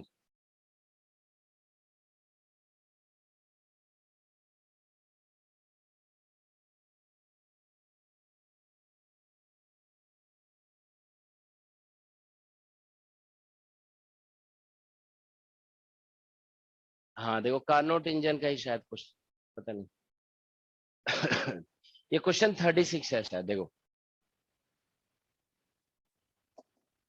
क्वेश्चन 36 है ये, IIT जैम 2021। ठीक है, क्वेश्चन देखो इस तरह से लिखा गया है, a Carnot engine operates between temperature 100 and 150 kelvin. ठीक है ना, तो ये कार्नोट इंजन मान लो हमने ऐसे बना दिया, ठीक है ना। ये मान लीजिए इसका सिंक है, ये 100 केल्विन है और ये 150 केल्विन है, ठीक है। तो ये कार्नोट इंजन है। Each cycle of engine lasts for 0.5 second, during which power delivered is 500 joule per second। ठीक है ना। तो देखो यहाँ से ये हीट लेगा Q1 और इधर हीट रिजेक्ट करेगा Q2। तो इसमें हम जानते हैं कि, ठीक है ना। अब इसमें बोला गया है कि each cycle lasts for 0.5 second, during which power delivered is 5 joule per second। ठीक है ना। Let QH be the heat corresponding to be the corresponding heat absorbed by the engine and QL be the heat lost। तो इसमें अच्छा ऐसा symbol use हो रहा है, QH और QL चलो यूज हो रहा है, तो यहाँ पे हम QL लिख देते हैं। ठीक है ना, QL है और इसको टेम्परेचर को TH बोला गया है और इसको TL बोला गया है। ठीक है ना, मतलब ये हॉट और मतलब हाई और लो टेम्परेचर है ना, ऐसा हो जाएगा। ठीक है, सो आइडेंटिफाई द करेक्ट स्टेटमेंट्स। इसमें करेक्ट स्टेटमेंट्स हमें बताना है। देखो फर्स्ट ऑप्शन में दिया हुआ है इसमें QH is equal to 750 joule. ठीक है ना, और बी ऑप्शन दिया हुआ है इसमें QH by QL is less than और इक्वल टू 2/3। सी ऑप्शन दिया हुआ है। ठीक है, the change in entropy of engine and the hot bath in a cycle, मतलब change in entropy of engine plus entropy of hot bath है ना, is equal to, देखो चेंज इन एंट्रोपी ऐसे लिखा हुआ ना, change in entropy of engine and hot bath in a cycle is 5 joule, 5 joule पर kelvin. ठीक है ना, और change in entropy of engine in 0.5 second is 0। ठीक है ना, तो यहाँ पे डी ऑप्शन में लिखा हुआ है कि change in entropy of engine और 0.5 सेकेंड में 0.5 सेकेंड, तो ये बेसिकली 0 दिया हुआ है। तो ये ऑप्शंस है। ठीक है ना, इसमें जानते हो देखो ये भाई हम कहते हैं ना कभी कभी क्वेश्चन थोड़ा सा स्लाइटली कंफ्यूजिंग हो जाता है। ठीक है ना, देखो इस क्वेश्चन में एक चीज और दिया हुआ है कि इसका पावर जो है ना, पावर इक्वल टू दिया हुआ है कितना, पावर इज 500 जूल पर सेकेंड। ठीक है ना, और ड्यूरेशन जो है ना, ड्यूरेशन ऑफ ईच साइकिल, ठीक है ना, ये देखो पावर डिलीवर्ड है, ठीक है ना, वो ईच साइकिल का है, ईच साइकिल, और ड्यूरेशन जो दिया हुआ है ना, ड्यूरेशन ऑफ ईच साइकिल, ठीक है, तो इस साइकिल का ड्यूरेशन दिया हुआ है, दिस इज 0.5 सेकेंड। इतना इंफॉर्मेशन दिया हुआ है। तो देखो आप ये तो सभी लोग जानते हो कि पावर इज इक्वल टू क्या होता है, power is equal to work by time होता है ना, वर्क बाई टाइम ऐसे ही होता है ना। तो पावर हम लोग यहाँ पे 500 दिया हुआ है, तो हम ऐसे W बाई, और ड्यूरेशन जो दिया हुआ है इसका 0.5 दिया हुआ है, इसको मल्टीप्लाई कर दोगे इधर, ठीक है ना, तो वर्क डन कितना निकल जाएगा, 250 जूल इन 1 साइकिल। तो ये जो इंजन है ना, वो एक साइकिल में कितना वर्क कर रहा है, W, ठीक है ना, इतना वर्क कर रहा है। ठीक है ना, अब देखो हम लोग जानते हैं कि इसकी एफिशिएंसी, कार्नोट इंजन है, एफिशिएंसी होती है 1 - T2/T1 हम लोग लिखे थे, यहाँ पे T2 को TL और यहाँ पे क्या लिखा जा रहा है, TH, ऐसे लिख देंगे। टेम्परेचर ऑफ मतलब लो और हाई टेम्परेचर ऐसे बोल सकते हो। ठीक है ना, तो 1 - T2 इसमें दिया हुआ है, मतलब ये लो टेम्परेचर 100 है और हाई टेम्परेचर कितना है 150 है। ये कैंसिलेशन कर दो, यहाँ पे कितना आ जाएगा 1/3 आ रहा है ना। नहीं आ रहा है ना? Yes sir 1/3। ठीक है, तो 1/3 इसकी एफिशिएंसी निकल गई। अब एफिशिएंसी का फॉर्मूला आप जानते हो कि वर्क डन, देखो एफिशिएंसी तो ऐसे भी लिखते हैं ना, efficiency is equal to work done by heat taken, तो QH हो जाएगा, ऐसे ही हुआ ना, work done by heat taken, ठीक है ना। तो एफिशिएंसी देखो 1/3 निकल गया, और वर्क डन हमारा निकला हुआ है 250, और बाय हीट टेकन निकालना है, तो QH, तो यहाँ से देखो QH इज इक्वल टू कितना निकल गया, QH इज इक्वल टू 750, इतना जूल, ठीक है ना। तो इन वन साइकिल में ये इतना हीट लेगा, ठीक है ना, हॉट जंक्शन से, ठीक है ना, या आप कह सकते हो सोर्स से, हॉट बाथ बोल सकते हैं इसे, हॉट बाथ से इतना हीट ले रहा है एक साइकिल में, या फिर आप कह सकते हो कि ये बेसिकली, ठीक है ना, सोर्स से इतना हीट ले रहा है, ठीक है ना। हॉट बाथ से बोली या सोर्स से बोली, बात दोनों सेम है। ये जो जिसे हम लोग सोर्स कह रहे थे ना, और सिंक, तो ये हॉट और कोल्ड बाथ भी इसको बोला जाता है, ठीक है ना। ऑलराइट, तो देखो इसमें एक ऑप्शन तो ये दिया हुआ है ना इसमें, ठीक है ना, कि QH इज इक्वल टू 750, तो ये ऑप्शन इसका करेक्ट हो गया, ठीक है ना। अब देखो भी तो सही हो सकता है। देखो इसमें बोला गया है ईच साइकिल का ड्यूरेशन कितना है, 0.5, तो हम जानते हैं देखो ये कार्नोट इंजन जो है ना साइक्लिक मैनर में वर्क करता है, तो जैसे इंजन का मतलब हो गया ये वर्किंग सब्सटेंस, समझ गया ना, इंजन मींस, इंजन का मतलब क्या है, वर्किंग सब्सटेंस, ठीक है ना, इंजन उसी को बोलते हैं, ठीक है ना, जहाँ पे कोई गैस फिल्ड होता है, वो एक्सपैंड कर रहा है, कॉन्ट्रैक्ट हो रहा है, दैट इज द इंजन, ठीक है ना, और जहां से हीट लिया जा रहा है वो हॉट बाथ और ये कोल्ड बाथ हो गया, ठीक है ना। तो देखो इसमें बोला गया ना change in entropy of engine in 0.5 second is 0, तो एक्चुअली 0.5 सेकेंड ही इसका वन साइकिल का ड्यूरेशन है, इसमें ऐसे ही लिखा हुआ है ना, हाँ 0.5 सेकेंड है ना, सेकेंड है वन साइकिल का ड्यूरेशन, तो इस अब जानते हो ये साइक्लिक प्रोसेस में वर्क करता है, तो एक 0.5 सेकेंड में क्या होगा, ये जिस इनिशियल स्टेट से स्टार्ट हुआ होगा उसी में रिटर्न हो जाएगा। तो हम लोग जानते हैं कि entropy depends on state of the system, समझ रहे हो ना, एंट्रोपी स्टेट ऑफ सिस्टम पे डिपेंड करता है, तो अपने इनिशियल स्टेट में आ गया तो चेंज इन एंट्रोपी तो 0 होगा ही, तो इसका ये सेकंड ऑप्शन भी, सॉरी लास्ट ऑप्शन भी करेक्ट है, ठीक है ना। अब इसमें ऐसा लिखा हुआ है QH by QL is less than और इक्वल टू 2/3, तो इसमें देखो हम जानते हैं कि QH by QL जो होता है, याद है ना, ये इसमें बताया गया है, वो होता है बेसिकली TH by TL, ये होता है ना, ये इक्वल होता है एग्जैक्टली इसमें कार्नोट में, लेस देन का कोई मतलब ऑप्शन नहीं होता है, ये एग्जैक्टली इक्वल होता है, ठीक है ना, कार्नोट साइकिल में।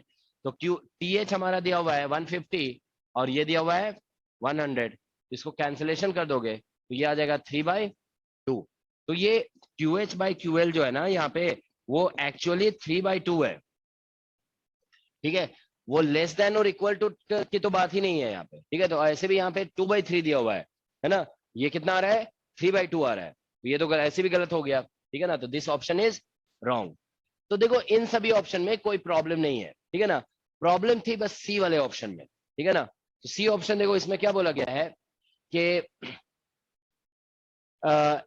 चेंज इन एंट्रोपी जो हो रहा है ना, इंजन प्लस हॉट बाथ, इसमें सेंटेंस, अब देखो सेंटेंस को हमें समझना पड़ेगा क्या है, देखो कभी कभी सेंटेंस में क्लैरिटी नहीं होती है, ठीक है ना, ये बात हमें एक्सेप्ट करना पड़ेगा, क्योंकि जो लिख रहे हैं वो भी ह्यूमन बीइंग है, सब परफेक्शन तो सब किसी जरूरी नहीं कि वो जो समझ रहे हैं वही हम भी समझ रहे हो, ठीक है ना। देखो इसमें लिखा हुआ है change in entropy of engine and hot bath in each cycle is 5 joule पर केल्विन, तो देखो इंजन का अलग से अगर आप देखो तो ईच साइकिल में कितना चेंज इन एंट्रोपी हो रहा है, 0 हो रहा है, तो इंजन का तो 0 हो रहा है, तो अलग अलग अगर हम दोनों को देखते हैं, अगर इसको हम ऐसे मानते हैं कि change in entropy of engine and hot bath दोनों को अलग अलग 5 जूल पर केल्विन बोला जा रहा है, तो अलग अलग के हिसाब से भी क्या हो रहा है, ये रॉन्ग हो रहा है कि नहीं हो रहा है, क्योंकि इंजन का अलग से कितना हो रहा है change in entropy in one cycle, that is 0, ठीक है ना, तो 5 तो नहीं हो सकता है। तो अगर हम इस देखो इसमें मतलब जैसा कि लिखा हुआ है ना,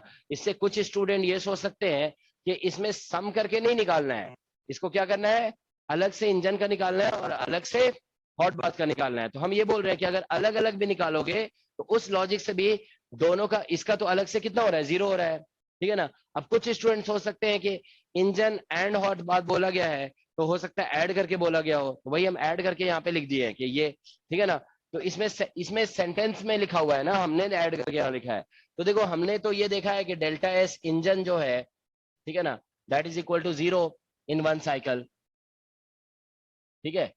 और अगर delta S of hot bath निकालते हैं तो ये ऐसे निकलेगा डेल्टा क्यू बाई टी, ऐसे ही निकलेगा ना।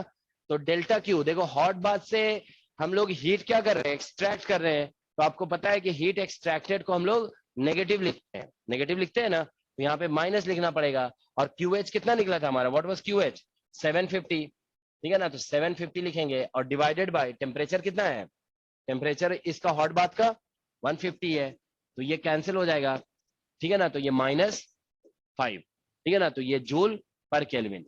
तो मतलब हॉट बाथ का अलग से, ठीक है। तो अब दोनों का अगर हम ऐड भी करते हैं तो आंसर कितना आया, -5। इट शुड बी -5, +5 तो नहीं आया। इसमें जानते हो, देखो सेंटेंस ऐसा लिखा हुआ है, सेंटेंस में लिखा हुआ है कि change in entropy of engine and hot bath in a cycle, ठीक है ना।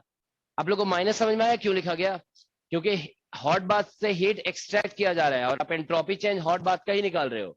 तो इस सिस्टम से हीट रिजेक्ट हुआ है ना, तो हीट रिजेक्टेड को हम लोग साइन कन्वेंशन के अकॉर्डिंग नेगेटिव लिखते हैं। तो आंसर क्या होना चाहिए इसका, -5 होना चाहिए। लेकिन क्वेश्चन में दिया हुआ है 5, तो ऑब्वियसली स्टूडेंट सोचेंगे कि -5 आंसर करेक्ट होना चाहिए और 5 दिया हुआ है। अगर मान लो हम लोग करेक्ट कर टिक कर दिए तो गलत भी हो सकता है। तो सभी स्टूडेंट इसको जो है ना टिक करके नहीं आए थे, मतलब सी ऑप्शन को रॉन्ग मान लिया। लेकिन जानते हो क्या हुआ, IIT का जब आंसर आया तो इसको उन लोगों ने करेक्ट दे दिया, ठीक है ना। और बाद में जानते हो एक्सेप्ट भी नहीं किया, ठीक है ना। तो कभी कभी ऐसा हो जाता है, ठीक है ना। वो मतलब होता है ना, कुछ प्रोफेसर ऐसे होते हैं कि मतलब वो मतलब बोल रहे नहीं नहीं ये सही, हमने जो दे दिया वो सही है, ठीक है ना। तो ये बात हो जाती है, ठीक है ना। तो इस मतलब ये बिल्कुल मतलब क्लियर है कि गलत है ये, ठीक है ना, मगर इसको एक्सेप्ट नहीं किया गया था। हाँ नहीं, माइनस ही लिखना है आप लोग को। अगर जैसे इसमें पूछा गया ना व्हाट इज द टोटल, मतलब इसमें तो देखो पहली बार टोटल वर्ड भी यूज नहीं किया था, तो स्टूडेंट इसको अलग अलग भी समझ सकते हैं, ठीक है। तो अलग अलग के हिसाब से भी रॉन्ग है और टोटल के पॉइंट ऑफ व्यू से भी रॉन्ग है, दोनों तरीके से रॉन्ग है ये, ठीक है ना। कि अलग अलग में तो ये 0 हो रहा है ना, ठीक है। तो दोनों तरीके से रॉन्ग है ये, ठीक है ना। तो इसलिए अगर रॉन्ग है तो रॉन्ग है, अब उसको रॉन्ग ही मतलब टिक नहीं करना है, ठीक है ना। माइनस अगर आपका आंसर आ रहा है ना तो माइनस में ही लिखना है, ऐसा नहीं। देखो जानते हो कई बार ऐसा भी हुआ है पास्ट में कि जानते हो क्या हुआ कि माइनस में आंसर आया, ठीक है ना, स्टूडेंट प्लस में लिख के आ गए, ठीक है ना। इस बार भी हुआ, जानते हो क्या है कि एक क्वेश्चन आया जिसमें पूछा कि रिलेटिविटी का कि लेंथ में चेंज कितना होगा। मतलब जानते हो रिलेटिविटी में जब कोई रॉड मूव करता है तो उसमें क्या होता है, लेंथ कॉन्ट्रैक्शन होता है। तो उसमें बता स्पीड वगैरह दिया हुआ और पूछा कि what is the change in length, okay. तो चेंज इन लेंथ का मतलब क्या होगा, कोई भी निकालेगा तो फाइनल माइनस इनिशियल। अब उसमें कॉन्ट्रैक्शन होता है, कॉन्ट्रैक्शन होता है तो बेसिकली क्या होगा, नेगेटिव आना चाहिए। तो स्टूडेंट्स कई लोग नेगेटिव लिख के आ गए और कई लोग पॉजिटिव लिख के आ गए। अब IIT का आंसर क्या आया, पॉजिटिव आया, ठीक है ना। तो अभी स्टूडेंट ने क्लेम कर दिया कि हम लोग चेंज का मतलब होता है फाइनल माइनस इनिशियल, और रिलेटिविटी में तो कॉन्ट्रैक्शन ही होता है, कॉन्ट्रैक्शन होता है तो ऑब्वियसली नेगेटिव आना चाहिए। तो हमने तो क्या बोलते हैं उसमें नेगेटिव लिख करके आ गए। फिर उन लोगों ने नेगेटिव को भी सही कर दिया और पॉजिटिव को भी सही कर दिया, ठीक है ना। तो फिर दोनों ऑप्शन में था। हाँ मतलब फिर आंसर आप देखोगे ना, IIT का जो आंसर की इस बार आया है, बहुत सारे आंसर ऐसे दिए हुए हैं +1, और मान लो आंसर मान लीजिए आपका +1 आ रहा है और कुछ लोग क्लेम कर दिया कि -1 हो सकता है, तो +1 और थे कि इस बार जो है ना 8 क्वेश्चन का आंसर उन लोगों ने चेंज किया था, ठीक है ना।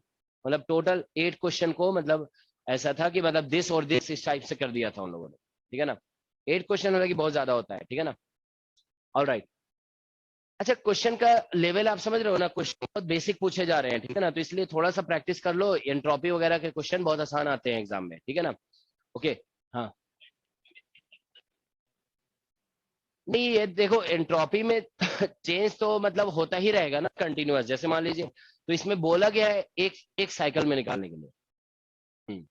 इसमें तो देखो हीट बार बार निकाल रहे हैं इसमें, आप समझ रहे हो ना what he is asking, entropy में चेंज सिर्फ एक ही साइकिल में होगा क्या, तो ऐसा नहीं है ना कि हीट इससे तो निकलता ही जा रहा है बार बार, इसमें हीट तो रिटर्न नहीं हो रहा है ना। तो जितना हीट निकालते जाओगे एंट्रोपी उतना चेंज इसका होता ही जाएगा। तो इसमें बोला गया है 1 साइकिल में निकालने के लिए, ठीक है ना। Alright, is there any other question? चलो 1-2 क्वेश्चन और हम इस देखो इस असाइनमेंट के सभी क्वेश्चन आप लोग अटेम्प्ट कर लोगे, ठीक है ना। हम एक क्या कह रहे हो, वो एक क्वेश्चन या 2 क्वेश्चन और हम डिस्कस कर देते हैं इससे, फिर उसके बाद फिर जो है ना एंट्रोप वो अदर असाइनमेंट से डिस्कस कर देंगे, ठीक है ना। इसमें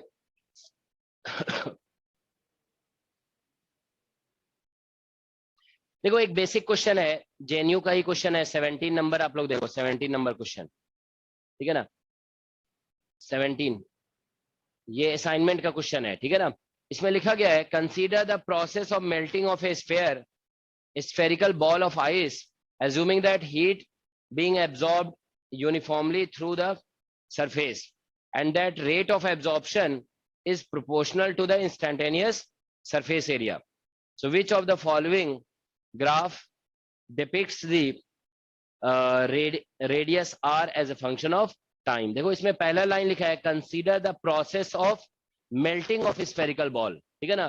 कोई spherical ball है आइस का, ठीक है ना, स्फेरिकल बॉल ऑफ आइस, उसका मेल्टिंग प्रोसेस हमें डिस्कस करना है। तो देखो क्वेश्चन ये 17 नंबर है आपके असाइनमेंट का, ठीक है ना। देखो कुछ क्वेश्चन इसलिए हम डिस्कस कर देते हैं ना कि ताकि आप लोग फिर अदर क्वेश्चन कर लो, ठीक है ना। तो देखो इसमें इधर से हीट चारों तरफ से एब्जॉर्ब हो रहा है, we are absorbing heat from all sides, sorry this ice ball is absorbing heat, है ना, ये आइस बॉल है। इसमें बोला गया है रेट ऑफ, और ये जो प्रोसेस है ना यहाँ पे, ये मेल्टिंग प्रोसेस की बात की गई है, ध्यान रखोगे, मेल्टिंग प्रोसेस, ठीक है ना। ऐसा नहीं कि आइस जो है ना माइनस टेम्परेचर पे है तो पहले टेम्परेचर बढ़ रहा है, वो नहीं है, जैसे ही हीट एब्जॉर्ब हो रहा है क्या हो रहा है, मेल्ट हो जा रहा है, ठीक है ना। तो देखो रेट ऑफ हीट एब्जॉर्प्शन इसमें बोला गया है, हीट एब्जॉर्प्शन, ठीक है। तो रेट ऑफ हीट एब्जॉर्प्शन जो है ना वो बेसिकली प्रोपोर्शनल टू एरिया बोल दिया गया है इस क्वेश्चन में, एरिया, क्योंकि चारों तरफ से हीट एब्जॉर्ब हो रहा है। तो अब इसमें पूछा गया है कि इसका जो रेडियस है ना, क्योंकि देखो जैसे अपर लेयर में हीट एब्जॉर्ब होगा ना तो ये फिर मेल्ट हो जाएगा, अपर लेयर मेल्ट हो जाएगा तो ये श्रिंक करने लगेगा, ठीक है ना, छोटा होता जाएगा ये, ठीक है ना। वही बोला गया है कि इसमें radius of sphere versus time किस तरह से वेरी करेगा, ठीक है ना, दैट्स द क्वेश्चन। तो ये सब जानते हो, देखो आपको बता रहे हैं ऐसे क्वेश्चन हो सकता है कि आपने पहले कभी नहीं देखा हो, मतलब ये तो आप देख लिया, लेकिन कुछ ऐसा क्वेश्चन आ सकता है एग्जाम में जो पहले कभी नहीं देखा हो, लेकिन जो बोला जा रहा है ना अगर वो आप करते चले जाओगे ना तो आंसर आ जाता है, ठीक है ना। देखो अब इसमें बोला जा रहा है रेट ऑफ हीट एब्जॉर्प्शन, तो मतलब हीट लिखना है और उसका रेट लिखना है, रेट का मतलब क्या हो गया, इसको टाइम से डिफरेंशिएट कर देना है, ऐसे ही होगा ना। और it is proportional to area, तो एरिया हम लोग तो स्फीयर कैसे लिख देंगे, 4 पाई आर स्क्वायर, ये लिखना होगा, इज दैट ओके। तो बस ये लिखा गया। अब देखो यहाँ पे डी डी टी ऐसे लिखा हुआ है और यहाँ पे क्यू, तो क्यू हम लोग देखिए यहाँ पे जो प्रोसेस है ना वो मेल्टिंग प्रोसेस है, तो मेल्टिंग प्रोसेस में क्यू को हम लोग क्या लिखते हैं, एमएल, एमएल लिखते हैं ना, तो ये प्रोपोर्शनल टू, ठीक है ना, 4 पाई आर स्क्वायर ऐसे लिखना होगा, ठीक है ना।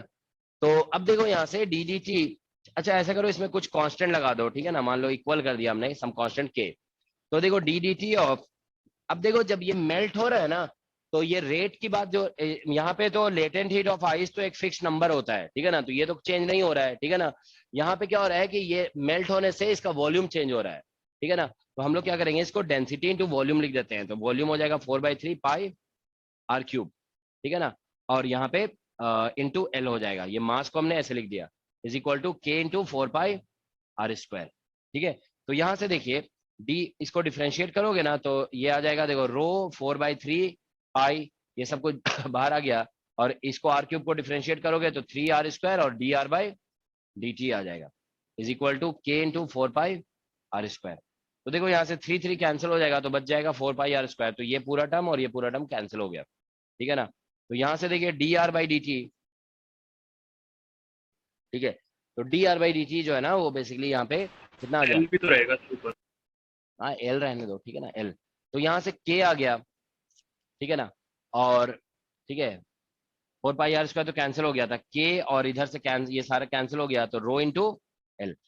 अब देखो एक चीज हम आपको बता रहे हैं, देखो रेडियस बढ़ रहा है या कम हो रहा है, व्हाट इज हैपनिंग, कम हो रहा है, तो इसका मतलब डी आर, इसमें ध्यान रखोगे डी आर जो है ना वो नेगेटिव है, डी आर नेगेटिव है, ठीक है ना, और डी टी जो है वो क्या है पॉजिटिव, टाइम तो हमेशा बढ़ता है ना, तो डी टी पॉजिटिव है, तो मतलब ये रेशियो कैसा है, नेगेटिव है, और ये दोनों इक्वल है, तो इसका मतलब ये पूरा होल नंबर जो है ना दिस इज नेगेटिव, ये नेगेटिव है, क्योंकि ये नेगेटिव है तो ये भी नेगेटिव होगा, दोनों इक्वल है ना। तो मतलब अब देखो यहाँ से ऐसे लिख देंगे। तो d r is equal to, आप ऐसे लिख दो कि मतलब हम ये आपको बता दिए कि मतलब ये जो हमने कांस्टेंट ऑफ प्रोपोर्शनलिटी लगाया है ना, ये कांस्टेंट नेगेटिव कांस्टेंट है, it is not positive constant. Is that कोई समझ में आ रहा है ना?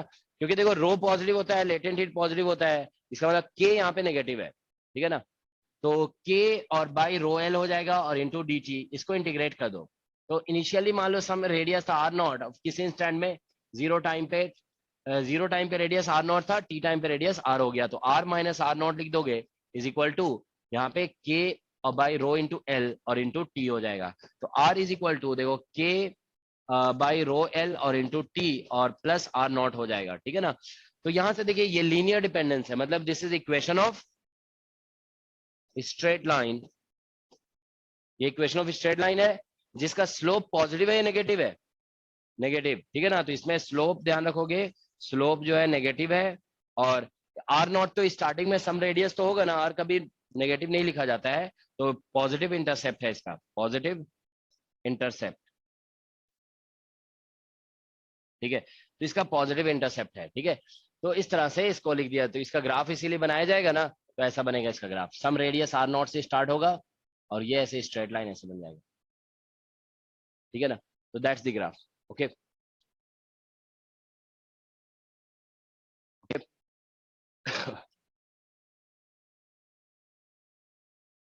क्योंकि हमें पता चल गया स्ट्रेट लाइन है, नेगेटिव स्लोप है, नेगेटिव स्लोप का ग्राफ ऐसे ही बनता है ना, ठीक है? पॉजिटिव इंटरसेप्ट है, ऑलराइट।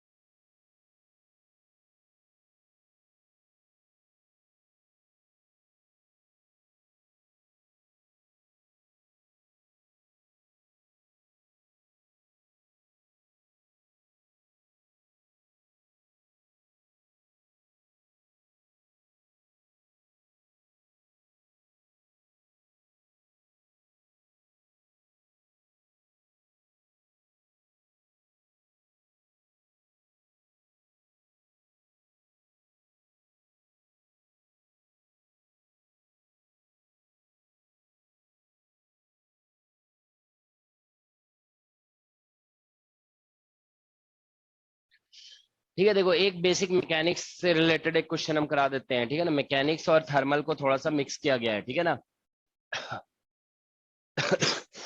इसमें दो क्वेश्चन ऐसे दिए हुए हैं, ठीक है ना? एक क्वेश्चन नंबर 19 देखो आप लोग, ठीक है ना? बेसिक क्वेश्चन है, जस्ट 2013 का क्वेश्चन है, जस्ट 2013। देखिए हम फिर से एक बार रिपीट कर रहे हैं कि थर्मोडायनामिक्स और स्टैटिस्टिकल मैकेनिक्स जानते हो, मतलब बहुत आसान टॉपिक है, ऐसा टॉपिक है जिससे क्वेश्चन एग्जाम में जरूर करेक्ट होंगे, तो इसीलिए थोड़ा सा इससे प्रैक्टिस कर लो। हाँ, ऐसा होगा कि बिना प्रैक्टिस के चले जाओगे तब तो करेक्ट नहीं होगा ना, थोड़ा प्रैक्टिस तो चाहिए ही होगा, तो इसीलिए कम से कम जानते हो जितने असाइनमेंट में क्वेश्चन दिए हुए हैं ना, वो भी कर लोगे ना, तो मतलब चांस है कि आप एग्जाम में जरूर करेक्ट करके आओगे, ठीक है? तो इसीलिए असाइनमेंट के क्वेश्चन एटलीस्ट कर लो इसमें।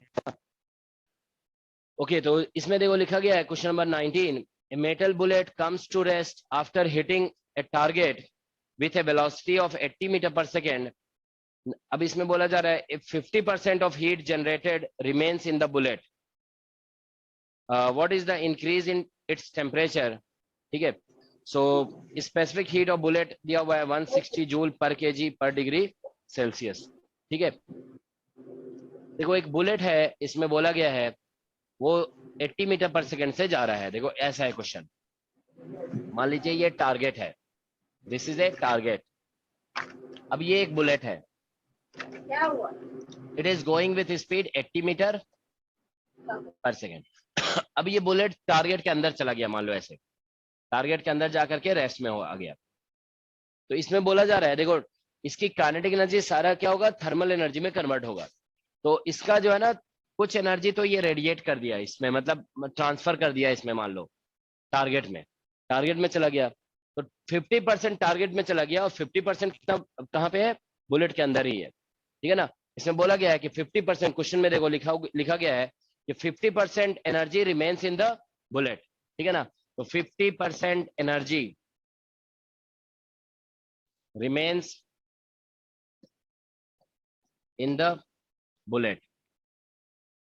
ठीक है, अब बुलेट, ये जो बुलेट है इसकी स्पेसिफिक हीट दी हुई है, स्पेसिफिक हीट मान लीजिए एस लिख रहे हैं, ठीक है ना, तो दैट इज 160 जूल पर केजी पर डिग्री सेल्सियस, है ना, ऐसा दिया हुआ है, ठीक है ना, डिग्री सेल्सियस ये दिया हुआ है, ठीक है।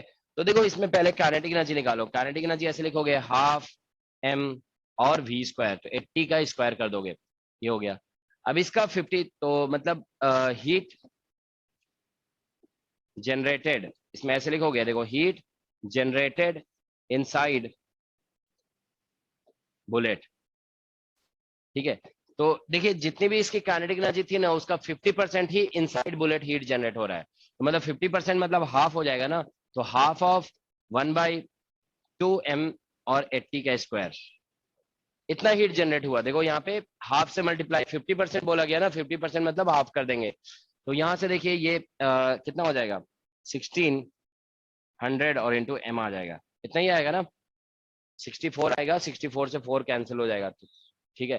तो 1600 और इंटू m यहाँ पे बच जाएगा, मास इसमें दिया हुआ नहीं है, तो हीट जनरेट, इसके अंदर इतना हीट जनरेट हुआ, तो इसको आप जानते हो कि हीट इज इक्वल टू ऐसे लिख दिया जाता है ms और इंटू डेल्टा टी, ये हो जाएगा ms इंटू, देखो हीट को बस ये लिख दो ms इंटू डेल्टा टी, तो ये बेसिकली देखो यहाँ से 1600 और इंटू m हो जाएगा, m और m कैंसिल हो गया, तो delta T is equal to हो जाएगा 1600 और बाई s, तो यहाँ से 1600 और बाई s का वैल्यू 160 दिया हुआ है, तो इसीलिए इसका आंसर 10 डिग्री सेल्सियस हो जाएगा, इसका टेम्परेचर जो है ना 10 डिग्री सेल्सियस से बढ़ जाएगा, ओके,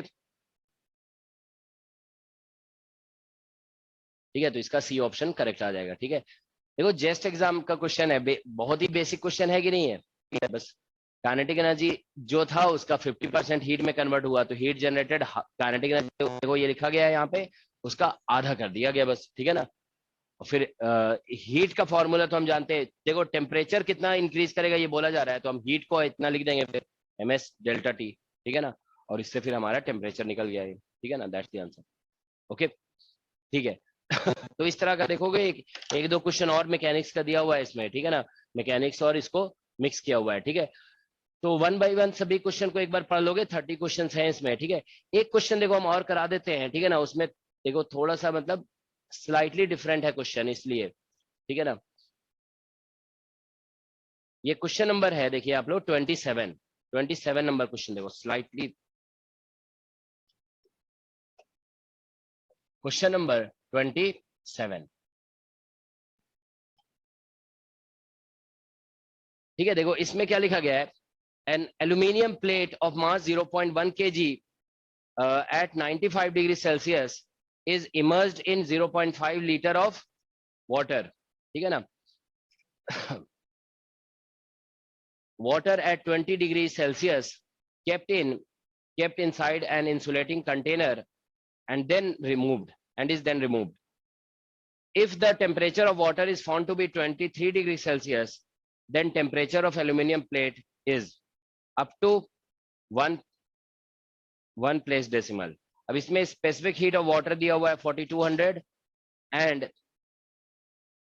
एल्यूमिनियम दिया हुआ है 900, ठीक है ना, ये option. Density of water 1000 kg पर मीटर क्यूब, ठीक है ना, ये दिया हुआ। देखो क्वेश्चन इसमें क्या है, क्वेश्चन इस तरह से है कि एक एल्यूमिनियम प्लेट है जिसका मास है 95 डिग्री, सॉरी 0.1 kg और टेम्परेचर इसका 95 डिग्री सेल्सियस है, ये 0.5 लीटर ऑफ वाटर में इमर्ज कर दिया गया। देखो ऐसा है, ये मान लीजिए वाटर है, वाटर का वॉल्यूम दिया हुआ है, वॉल्यूम इज इक्वल टू दिया हुआ है 0.5 लीटर, ठीक है ना। तो देखो लीटर 0.5 लीटर है ना, इसको आप मीटर क्यूब में चेंज करोगे ना तो 10³ मीटर क्यूब हो जाता है। ध्यान रखो litre is not a SI unit, okay. तो लीटर ध्यान रखोगे 1000 लीटर जो होता है ना, 1000 litre is equal to 1 metre cube होता है, इज दैट ओके। तो ये एक कन्वर्जन यूनिट ध्यान में रखोगे, ठीक है ना। ऑलराइट, तो इसको हमने 10⁻³ से मल्टीप्लाई कर दिया तो ये मीटर क्यूब में कन्वर्ट हो गया, क्योंकि SI यूनिट समझ रहे हो ना, मीटर क्यूब है, ठीक है। तो ये आ गया। तो हम इस देखो हम लोग जब डिस्कशन कर रहे होते हैं ना तो हमें मास में इंटरेस्टेड होते हैं ना, तो मास ऑफ वाटर, ये वाटर है, ठीक है ना, तो वाटर का मास निकाल लेते हैं पहले। तो मास इज इक्वल टू होता है डेंसिटी इंटू वॉल्यूम, तो इसकी डेंसिटी जो है ना 10⁻³ दी हुई है क्वेश्चन में, और इसका वॉल्यूम जो है ये 0.5 इंटू 10⁻³ हो गया, ठीक है ना। तो ये केजी पर मीटर क्यूब है, ठीक है ना, तो ये कैंसिलेशन हो जाएगा, तो ये 0.5 केजी हो गया, ठीक है ना। तो 0.5 लीटर दिया हुआ था, तो देखो डायरेक्टली क्या बन गया 0.5 केजी। तो लगभग इसीलिए देखते नहीं हो हम लोग, जैसे कुछ खरीदने जाते हैं, ऐसे जैसे आप कभी मान लो ऑयल खरीदने गए, तो आप ऐसे बोल देते हो ना 1 लीटर ऑयल दीजिए, या कभी, ठीक है ना, चलो 1 लीटर दूध में कभी बोल देते हैं 1 लीटर, कुछ लोग बोलते हैं कि 1 किलो दे दीजिए, है ना। तो वो जो है ना, देखो मिल्क वगैरह के लिए ये स्टेटमेंट बहुत ज्यादा वैलिड नहीं है, लेकिन वाटर में तो लगभग एक करेक्ट आ रहा है, ठीक है ना। जितना लीटर होगा उतना ही केजी हो रहा है, लेकिन अदर में ऐसा नहीं होगा, क्योंकि देखो अदर में डेंसिटी ये वाला क्या होगा, डिफरेंट होगा। आप जानते हो ऑयल की डेंसिटी क्या होती है, थोड़ी सी कम होती है ना, वो ऑयल फ्लोट्स ऑन वाटर। तो देखो आप ऐसे सोचो, यहाँ पे अगर 0.5 लीटर ऑयल है, तो हम उसको भी मीटर क्यूब में तो ऐसे ही कन्वर्ट करेंगे 10⁻³ से। अब ऑयल की डेंसिटी इससे कम होगी, तो ये वाला ये कम फैक्टर और कम होगा, तो ये दोनों कैंसिल नहीं होगा, तो फिर ये आंसर नहीं होगा। तो मतलब अगर 0.5 लीटर ऑयल है ना, तो वो जरूरी नहीं केजी हो, ठीक है ना। जैसे कि पेट्रोल में तो बहुत ही कम होता है, पेट्रोल की डेंसिटी जानते हो बहुत कम होती है। अगर आप पेट्रोल, हमको लगता है कि आप 1 लीटर पेट्रोल को का मतलब वजन लोगे ना, तो आई थिंक हमें लगता है कुछ ग्राम्स में आएगा, ठीक है ना। पेट्रोल बहुत लाइट होता है, ठीक है ना, that is very light. Water में ऐसा हो रहा है, सिर्फ ध्यान रखोगे जितना लीटर है उतना ही केजी बन जा रहा है, ओके। अदर केसेस में नहीं होता है, ओके, ऑलराइट। तो ठीक है, तो मास ऑफ वाटर ये पता चल गया। अब देखो ये कोई एल्यूमिनियम प्लेट है, ऐसे मान लो इसको कहीं से मतलब अलग से हीट करके लाया गया है, ठीक है ना। इसका मास दिया हुआ है, ये एल्यूमिनियम प्लेट है, इसका मास दिया हुआ है m = 0.1 kg, और इसका टेम्परेचर दिया हुआ है 95 डिग्री सेल्सियस। अब इसका टेम्परेचर दिया हुआ है, इसका कुछ दिया हुआ है ना, टेम्परेचर कितना दिया हुआ है 20 डिग्री है, हाँ ठीक है। तो अभी देखो ऐसा है, ये ऐसा कर दिया गया। अब इसको जानते हो क्या किया गया, कि इसको प्लेट को इसके अंदर डाल दिया गया, प्लेट को इसके अंदर डाला गया। तो जानते हो वाटर का टेम्परेचर बोला जा रहा है 23 डिग्री सेल्सियस हो गया, और इसका टेम्परेचर पूछा जा रहा है कितना होगा। तो जानते हो इसका मतलब ये है कि अभी दोनों में थर्मल इक्विलिब्रियम रीच नहीं किया गया, ठीक है ना, thermal equilibrium has not been reached, okay, ये ध्यान रखोगे। तो दोनों का फाइनल टेम्परेचर इक्वल नहीं है, लेकिन फिर भी बात वही होगी कि जितना एक हीट लूज करेगा दूसरा गेन करेगा। तो यहाँ पे ΔQ1 + ΔQ2 = 0 लिख दोगे। तो ΔQ1 मान लो हम वाटर के लिए लिख रहे हैं, ठीक है ना, ये मान लो वाटर है और ये एल्यूमिनियम है। तो वाटर का देखो मास इसमें निकल चुका है 0.5 kg, इसका स्पेस ऐसे लिखोगे ना, चलो 1 मिनट अभी ऐसे लिख देते हैं एक बार, ये ऐसे लिख दो ms, और इसको ΔT लिखोगे, ठीक है ना, ये वाटर का है, और प्लस इसको भी ऐसे लिखोगे ms ΔT, ये एल्यूमिनियम का होगा, दैट इज इक्वल टू 0। तो देखो इस क्वेश्चन में ये मास 0.5 है और स्पेसिफिक हीट इसका 4200 है, और इसमें फाइनल टेम्परेचर 23 दिया हुआ है, और इनिशियल कितना 20 दिया हुआ था, है ना, देख लोगे, ठीक है ना, इनिशियल शायद 20 ही है। और इसमें देखो m इसका मास, एल्यूमिनियम का मास 0.1 है, और इसका स्पेसिफिक हीट जो है ना 900 दिया हुआ है। इट्स ये एल्यूमिनियम के लिए लिखा गया है, ठीक है ना, इसका स्पेसिफिक हीट 900 है, और इसमें जो है ना ध्यान रखोगे ये टेम्परेचर T-, और स्टार्टिंग में इसका कितना था 95, दैट इज इक्वल टू 0। देखो जनरली हम लोग पहले जितने भी क्वेश्चन किए थे ना, उन सभी में यहाँ पे T लिखते थे, यहाँ पे भी T लिखते थे, क्योंकि वो थर्मल इक्विलिब्रियम रीच कर गया होता था। इसमें थर्मल इक्विलिब्रियम रीच अभी नहीं किया है, क्योंकि अलग अलग पूछा जा रहा है ना, इसका टेम्परेचर इतना है तो इसका कितना होगा, तो इसमें 23 - 20 लिखेंगे, लेकिन इसमें T- ये, तो बस यहाँ से T निकाल लोगे, ठीक है ना। So that will be the answer. Sir 25 आ रहा है। 25 आ रहा है, हाँ तो ठीक है, 25 आंसर होगा इसका, ठीक है ना।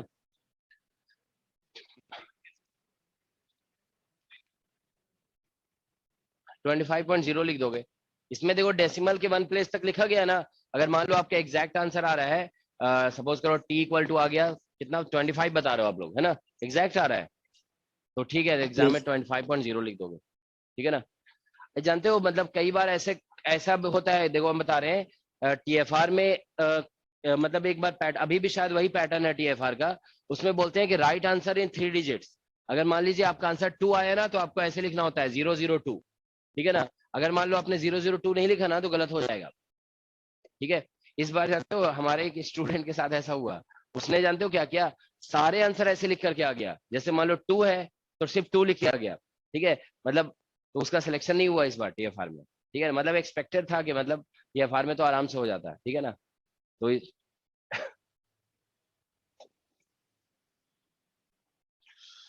ठीक है, तो इस चीज का ध्यान रखना है, 25.0 लिख दोगे, ठीक है ना। ओके, तो ये कैलोरीमेट्री के देखो कुछ क्वेश्चन हमने करा दिए। अब वो कार्नोट इंजन वाले असाइनमेंट पे आते हैं, ठीक है ना। उसमें कोई क्वेश्चन है क्या आप लोग?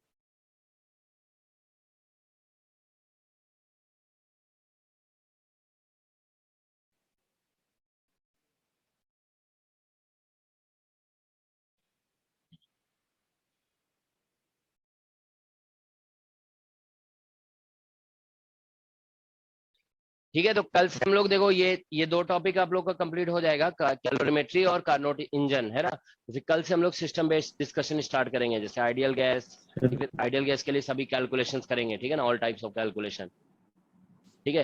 हाँ, इसमें कोई ऐसा क्वेश्चन जो आप लोगों ने अटेम्प्ट किया और नहीं सॉल्व हुआ तो डिस्कस कर सकते हैं। अच्छा, नहीं किया हो तो चलो हम इससे रैंडमली 1-2 क्वेश्चन डिस्कस कर देते हैं, ठीक है ना। ये 3rd और 7 बताना सर। कौन सा 3rd और 7? एक मिनट, इधर से देखो, ये पूछ रहे हैं 3rd और 7। कुछ क्वेश्चन जानते हो इसके बहुत ही मैथमेटिकल टाइप के हैं, ठीक है ना। क्वेश्चन नंबर 3rd देखो क्या लिखा गया है, which is more effective way to increase efficiency of Carnot engine if T1 and T2 are temperature of source and sink respectively। देखो इस क्वेश्चन में बोला गया है कि हमें कार्नोट इंजन का एफिशिएंसी बढ़ाने का इफेक्टिव तरीका क्या है, ठीक है ना। तो इसमें फर्स्ट ऑप्शन लिखा गया increase T1 keeping T2 constant, decrease T1 keeping T2 constant, ठीक है ना, इस तरह से लिखा गया है, ठीक है ना। तो देखिए हम लोग जानते हैं एफिशिएंसी कितनी होती है, efficiency is equal to 1 minus T2 by T1। अच्छा, इसमें टेम्परेचर T2 कहीं उल्टा तो नहीं लिख रहे हैं, आप देख लोगे पहले क्या T2 किसके लिए लिखा गया है। If T1 and T2 are temperature of source and sink, ठीक है, तो सही है, यही नोटेशन हम लोग यूज किए थे, है ना, T1 एंड T2। तो देखो ऐसे, अच्छा देखो एफिशिएंसी ऑफ कार्नोट इंजन जो है ना, देखो हम लोग अभी ऐसे लिखते हैं ना, तो ये नंबर्स में लिखा हुआ है। अगर परसेंटेज में लिखना होता है ना, देखो परसेंटेज एफिशिएंसी, तो अगर हम परसेंटेज एफिशिएंसी निकालते हैं तो 1 माइनस T2 बाई T1 लिखेंगे और इंटू 100 कर दोगे, ठीक है ना। तो अब आप देखिए यहाँ पे, अगर एफिशिएंसी को आप 100% बनाना चाहते हो, मतलब जितना हीट लिया 100% देखो एफिशिएंसी आप ऐसे भी लिखते हो ना, W बाय Q1, ये भी होता है। एक्चुअल डेफिनेशन तो यही है एफिशिएंसी का। देखो कार्नोट इंजन है, अच्छा आपको ये याद है ना, कार्नोट इंजन में भी ये फॉर्मूला हमेशा यूज नहीं होता है। कब यूज होता है ये फॉर्मूला, ये आप लोगों को बताया गया प्रीवियस क्लास में, ये फॉर्मूला कब यूज करते हैं? नहीं, नहीं, कार्नोट इंजन तो रिवर्सिबल है ही है, ठीक है ना। हाँ, जब इसमें ये बताया गया सोर्स और सिंक कैसा होना चाहिए, इनफाइनाइट होना चाहिए, सोर्स और सिंक का टेम्परेचर चेंज नहीं होना चाहिए। याद है एक फाइनाइट वाला भी बताया था ना, जिसमें क्या आ गया था, रूट आ गया था, रूट T2 बाई T1 आ गया था, ठीक है। तो फाइनाइट सोर्स सिंक अगर हो जाएगा तो यहाँ पे रूट T2 बाई T1 आ जाता है, ओके, ठीक है। तो इसी, लेकिन ये फॉर्मूला तो हमेशा वैलिड है, ये फॉर्मूला तो सारे इंजन के लिए यूज होगा, ठीक है ना। तो देखो यहाँ पे अगर एफिशिएंसी 100% हो जाएगा, यहाँ पे मतलब 1 हो गया, एफिशिएंसी 1 होने का मतलब 100%, 1 हो जाएगा तो क्या होगा, work done will be equal to Q1, मतलब जितना हीट लिया सोर्स से वो सारा का सारा वर्क में कन्वर्ट हो गया, कोई भी रिजेक्ट हीट नहीं की, सिंक में कोई भी हीट रिजेक्ट नहीं हुआ, ठीक है ना। तो देखो एफिशिएंसी 100% कब कर सकते हो, जब T2 इक्वल टू 0 करना पड़ेगा। तो अगर T2 देखो थोड़ा सा डिस्कशन बता देते हैं, T2 इफ T2 इज 0 तो फिर एफिशिएंसी 1 हो जाएगा, और कह सकते हो 100%, ठीक है ना, परसेंट में बोलोगे तो 100। तो देखो टेम्परेचर ये T2 केल्विन में होता है, ध्यान रखोगे 0 केल्विन, तो ये जो 0 केल्विन है ना वो अनअचीवेबल टेम्परेचर है।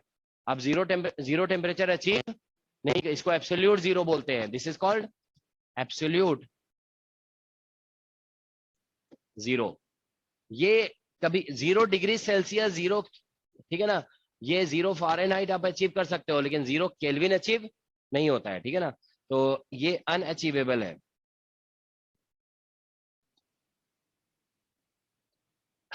ठीक है, तो इसलिए ध्यान रखेंगे कि इसीलिए ये कहा जा सकता है कि किसी भी इंजन का एफिशिएंसी 100% नहीं हो सकता है, ठीक है ना। मतलब ये ध्यान रखोगे कि एक्चुअली जानते हो किसी भी हीट को आप वर्क में कन्वर्ट तभी कर सकते हो जब हीट का फ्लो हो रहा होता है।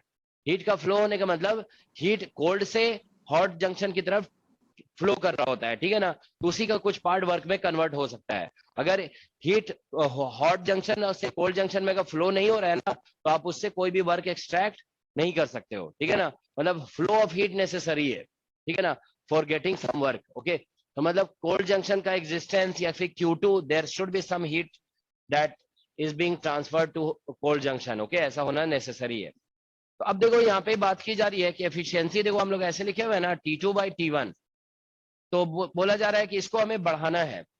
अब ऑप्शन जैसा दिया हुआ है तो उसके अकॉर्डिंग ऐसे तो बहुत सारी पॉसिबिलिटी है। अब T1 को कांस्टेंट रखिए और T2 को डिक्रीज करिए, तो डिक्रीज करेंगे मतलब 0 की तरफ जाएगा तो बढ़ेगा ही, ठीक है ना। या फिर हम T2 को कांस्टेंट रखते हैं और T1 को बढ़ाते हैं, ठीक है ना। तो T1 को बढ़ाओगे तो भी क्या होगा, ओवरऑल ये टर्म डिक्रीज करेगा, ठीक है ना। लेकिन बोला जा रहा है कि इफेक्टिव वे कौन सा है, तो ये मैथमेटिक्स हो गया, आप समझ रहे हो ना, this is mathematics. Okay, effective देखो इसमें ऑप्शंस के अकॉर्डिंग आप चेक कर लेते हैं, ठीक है ना। देखो इसमें क्या लिखा हुआ है, इसमें लिखा गया ना which is the more effective way to increase the efficiency of Carnot engine if T1 and T2 are the temperature of source and sink respectively। तो पहला ऑप्शन है increase T1 keeping T2 constant, second है decrease T1 keeping T2 constant, decrease T2 keeping T1 constant और increase T2 keeping T1 constant, ठीक है ना, ऐसा लिखा हुआ है। तो देखो यहाँ पे एफिशिएंसी इंक्रीज तभी हो सकता है, दो तरीके से हो सकता है इंक्रीज। या तो आप यहाँ पे क्या करोगे, T2 को डिक्रीज करिए, या फिर ठीक है ना एफिशिएंसी इंक्रीज कराना है तो T1 को इंक्रीज करिए, समझ रहे हो ना। इस फैक्ट मतलब ये ओवरऑल ये फैक्टर कम होना चाहिए, ये कम होगा तो माइनस आप कम कर रहे हो तो फिर ओवरऑल ये ज्यादा हो जाएगा, यही होगा ना। तो हमें या तो T2 को कम करना है या T1 को बढ़ाना है। अब यही बताना है कि इफेक्टिव ज्यादा कौन सा है। तो ये जानते हो ये चीज आपको फिजिक्स में नहीं सिखाई जाती है, this is not physics. Okay, अब ये मैथमेटिक्स है। क्या क्या लगता है तुम लोग को कौन सा ज्यादा इफेक्टिव है? देखो एक बात बता रहे हैं, देखो क्लियर, इसको सोच के मत बताओगे, you should have mathematical proof, mathematical proof होना चाहिए कि कौन सा ज्यादा इफेक्टिव है। T2 को डिक्रीज करने से हार्ड इफेक्टिव और ज्यादा मतलब मान लो हमारे पास वो सारा मैकेनिज्म है जिससे हम टेम्परेचर बढ़ा भी सकते हैं, और टेम्परेचर वो मैथमेटिक्स है, समझ गया ना। हम टेम्परेचर घटा भी सकते हैं और बढ़ा भी सकते हैं। तो अब हमें बताना है कि क्या करना ज्यादा यूजफुल रहेगा। मैथमेटिक्स से आंसर करना है, कोई लॉजिक से आंसर नहीं करना है, ठीक है ना। You have to answer using mathematics. देखो सिंपल है, ये जानते हो इसको कैसे आंसर करते हैं। देखो इसमें पहले ये वाला केस लेते हो, देखो ईटा हम जो है ना टेम्परेचर देखो ऐसे ले रहे हैं, ठीक है ना, कि T2 को हम डिक्रीज कर रहे हैं और T1 को कांस्टेंट रखते हैं, T1 इज कांस्टेंट। तो देखो इसमें क्या होगा कि हम इसमें डेल्टा T निकालते हैं, डेल्टा ईटा, ठीक है ना, डेल्टा ईटा निकाल रहे हैं, ठीक है ना। तो इसको ऐसा करो कि ये चेंज इन एफिशिएंसी हो गया, तो देखो ये तो इसका डेल्टा लोगे तो ये 0 हो जाएगा, ठीक है ना। अब आप देखिए हम क्या कर रहे हैं, T2 को डिक्रीज कर रहे हैं तो, और T1 कांस्टेंट है तो माइनस यहाँ पे क्या हो जाएगा, डेल्टा T2 और बाय यहाँ पे T1 आ जाएगा। Is that okay? ऐसा होगा। अब देखो आप डिक्रीज कर रहे हो ना T2 को, तो डेल्टा T नेगेटिव हुआ, नेगेटिव और नेगेटिव मिलकर के क्या हो जाएगा, पॉजिटिव आ जाएगा। तो मान लो डेल्टा T2 जो है ना, डेल्टा T2 जो है सपोज करो ये T मतलब समथिंग, मान लो इसको ऐसे लिख देते हैं, दिस इज अल्फा, ठीक है ना। तो इसको हम मतलब सॉरी माइनस अल्फा ऐसे लिख देते हैं, माइनस अल्फा है, ठीक है ना, डिक्रीज किया है ना, तो ये माइनस अल्फा है। तो डेल्टा ईटा जो निकला यहाँ पे, इसको डेल्टा ईटा 1 बोल देते हैं। अभी फर्स्ट प्रोसेस, इसको फर्स्ट प्रोसेस बोल रहे हैं इसको, ठीक है ना। तो देखो इसको माइनस अल्फा लिख दो तो यहाँ से कितना हो गया, अल्फा बाय T1 निकल गया, ओके। अब आप नोट, ठीक है ना। अब देखो दूसरे वाले प्रोसेस को, प्रोसेस 2 हम कंसीडर करते हैं, ठीक है ना। तो इसमें हम क्या कर रहे हैं कि T1 को इंक्रीज कर रहे हैं, इंक्रीजिंग T1, और T2 को कांस्टेंट रखते हैं, ठीक है ना। तो अब देखो यहाँ से डेल्टा ईटा निकालोगे ना, डेल्टा ईटा, ये वाले फॉर्मूले को डिफरेंशिएट कर दो। T2 को कांस्टेंट रखा हुआ है आपने, तो यहाँ से इसको डिफरेंशिएट करोगे तो ये वाला टर्म 0 हो जाएगा, और T2 कांस्टेंट है तो यहाँ पे T2 तो अपनी जगह पे ऐसे ही हो जाएगा T2, ठीक है ना। और इसको डिफरेंशिएट करोगे तो T1 का डेरिवेटिव -1/T1² आ जाएगा, तो ये बन जाएगा प्लस, और ये हो जाएगा T1² और इंटू डेल्टा T1, ठीक है ना। अब यहाँ पे हम डेल्टा T1 भी लिख देते हैं अल्फा। देखो कंपैरिजन तभी होगा ना जब आप दोनों में टेम्परेचर को चेंज सेम अमाउंट से करोगे, ठीक है ना। तो इसमें समझ गया ना, तो हमने जितना इसको डिक्रीज कर किए थे उतना ही इसको इंक्रीज कर रहे हैं, ठीक है ना। तो यहाँ से देखो इसको हम बोल देंगे डेल्टा ईटा 2, सेकेंड प्रोसेस का ही है डेल्टा ईटा 2। तो यहाँ से देखो T2/T1² और इंटू अल्फा लिख दिए। कंपैरिजन तभी होगा ना जैसे मान लो एक जगह पे आप डिक्रीज कर रहे हो 5 डिग्री सेल्सियस और बढ़ा रहे हो 1 डिग्री सेल्सियस, कंपैरिजन कैसे हुआ? कंपैरिजन तो सेम अमाउंट से होगा ना, तभी हम दोनों में चेंज सेम अमाउंट से कंसीडर कर रहे हैं, ठीक है ना। अब आप देखिए दोनों को डिवाइड कर दो, डेल्टा ईटा 1 और बाई डेल्टा ईटा 2, मतलब ईटा 1 और डेल्टा ईटा 2, ये 1 और 2 सबस्क्रिप्ट में लिखा गया है फर्स्ट और सेकंड केस के लिए। तो दोनों को डिवाइड करेंगे तो आप देखिए यहाँ से अल्फा अल्फा कैंसिल हो जाएगा, एक T1 कैंसिल हो जाएगा, तो यहाँ पे क्या आ जाएगा T1/T2। Is that okay? यही आ रहा है ना, डिवाइड करने से यही आ रहा है। अब देखो T1 तो क्या है, ग्रेटर देन T2 है। T1 is temperature of basically source और ये सिंक का टेम्परेचर है, तो ये क्या निकल गया, ग्रेटर देन 1 आ गया। तो इसका मतलब ये हो गया कि डेल्टा ईटा 1 ये ग्रेटर देन 1 है, मतलब ये भी ग्रेटर देन 1 है, तो डेल्टा ईटा 1 फर्स्ट केस का ग्रेटर देन डेल्टा ईटा 2 हो गया। Is that okay? तो इसका मतलब क्या हुआ, फर्स्ट केस कौन सा था, टेम्परेचर को डिक्रीज करने वाला केस, ठीक है ना। तो मतलब टेम्परेचर T2 को डिक्रीज करना ज्यादा इफेक्टिव होगा, समझ गया ना, क्योंकि हम सेम अमाउंट से डिक्रीज किए, ठीक है ना। तो आप देखो यहाँ पे आप देख रहे हो फर्स्ट केस में हम अल्फा से डिक्रीज किया, एफिशिएंसी में इंक्रीमेंट हुआ डेल्टा ईटा 1, तो हमने प्रूव कर दिया ना delta eta 1 is greater than delta eta 2। Is that okay? ठीक है, तो फिजिक्स ध्यान रखोगे, मैथमेटिकल साइंस है, जो भी आप लॉजिक से आंसर नहीं करना है। अभी देखो तुम लोग क्या लॉजिक लगा रहे हैं कि टेम्परेचर को डिक्रीज करना ज्यादा टफ है और इंक्रीज करना इजी है, तो ज्यादा, तो तुम लोग तुम्हारे अकॉर्डिंग उस लॉजिक के अकॉर्डिंग क्या आंसर आएगा, उस लॉजिक के अकॉर्डिंग उल्टा हो जाएगा, है ना, उल्टा आंसर आ जाएगा, ठीक है। लेकिन मैथमेटिकली आंसर ये आ रहा है, ठीक है ना। तो इसमें टेम्परेचर को डिक्रीज करना ज्यादा इफेक्टिव होगा, ठीक है ना। करेक्ट आंसर जो होगा वो बेसिकली इसका करेक्ट आंसर आ जाएगा कौन सा, डिक्रीज T2, मतलब सी आंसर आएगा, decrease T2 keeping T1 constant, C option is correct. Alright, ठीक है। और कौन सा क्वेश्चन बोल रहे थे तुम लोग?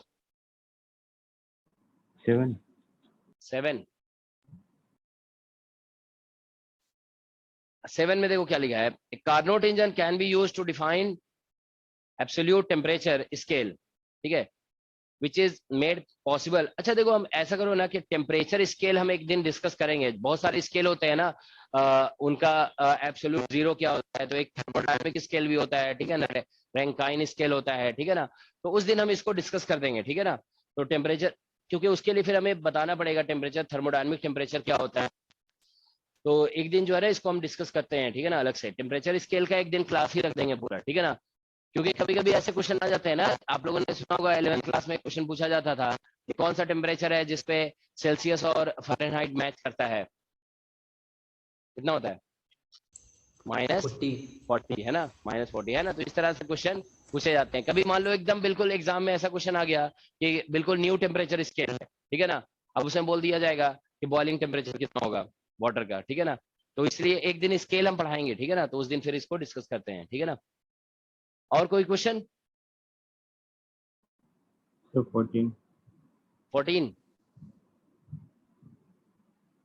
14 देखो जरा, एक क्वेश्चन नंबर 14, इसमें लिखा हुआ है Carnot refrigerator taken heat from water at 0 degree Celsius and discard it to a room at 27 degree Celsius, what is the value of its coefficient of performance. Okay, तो देखो इसमें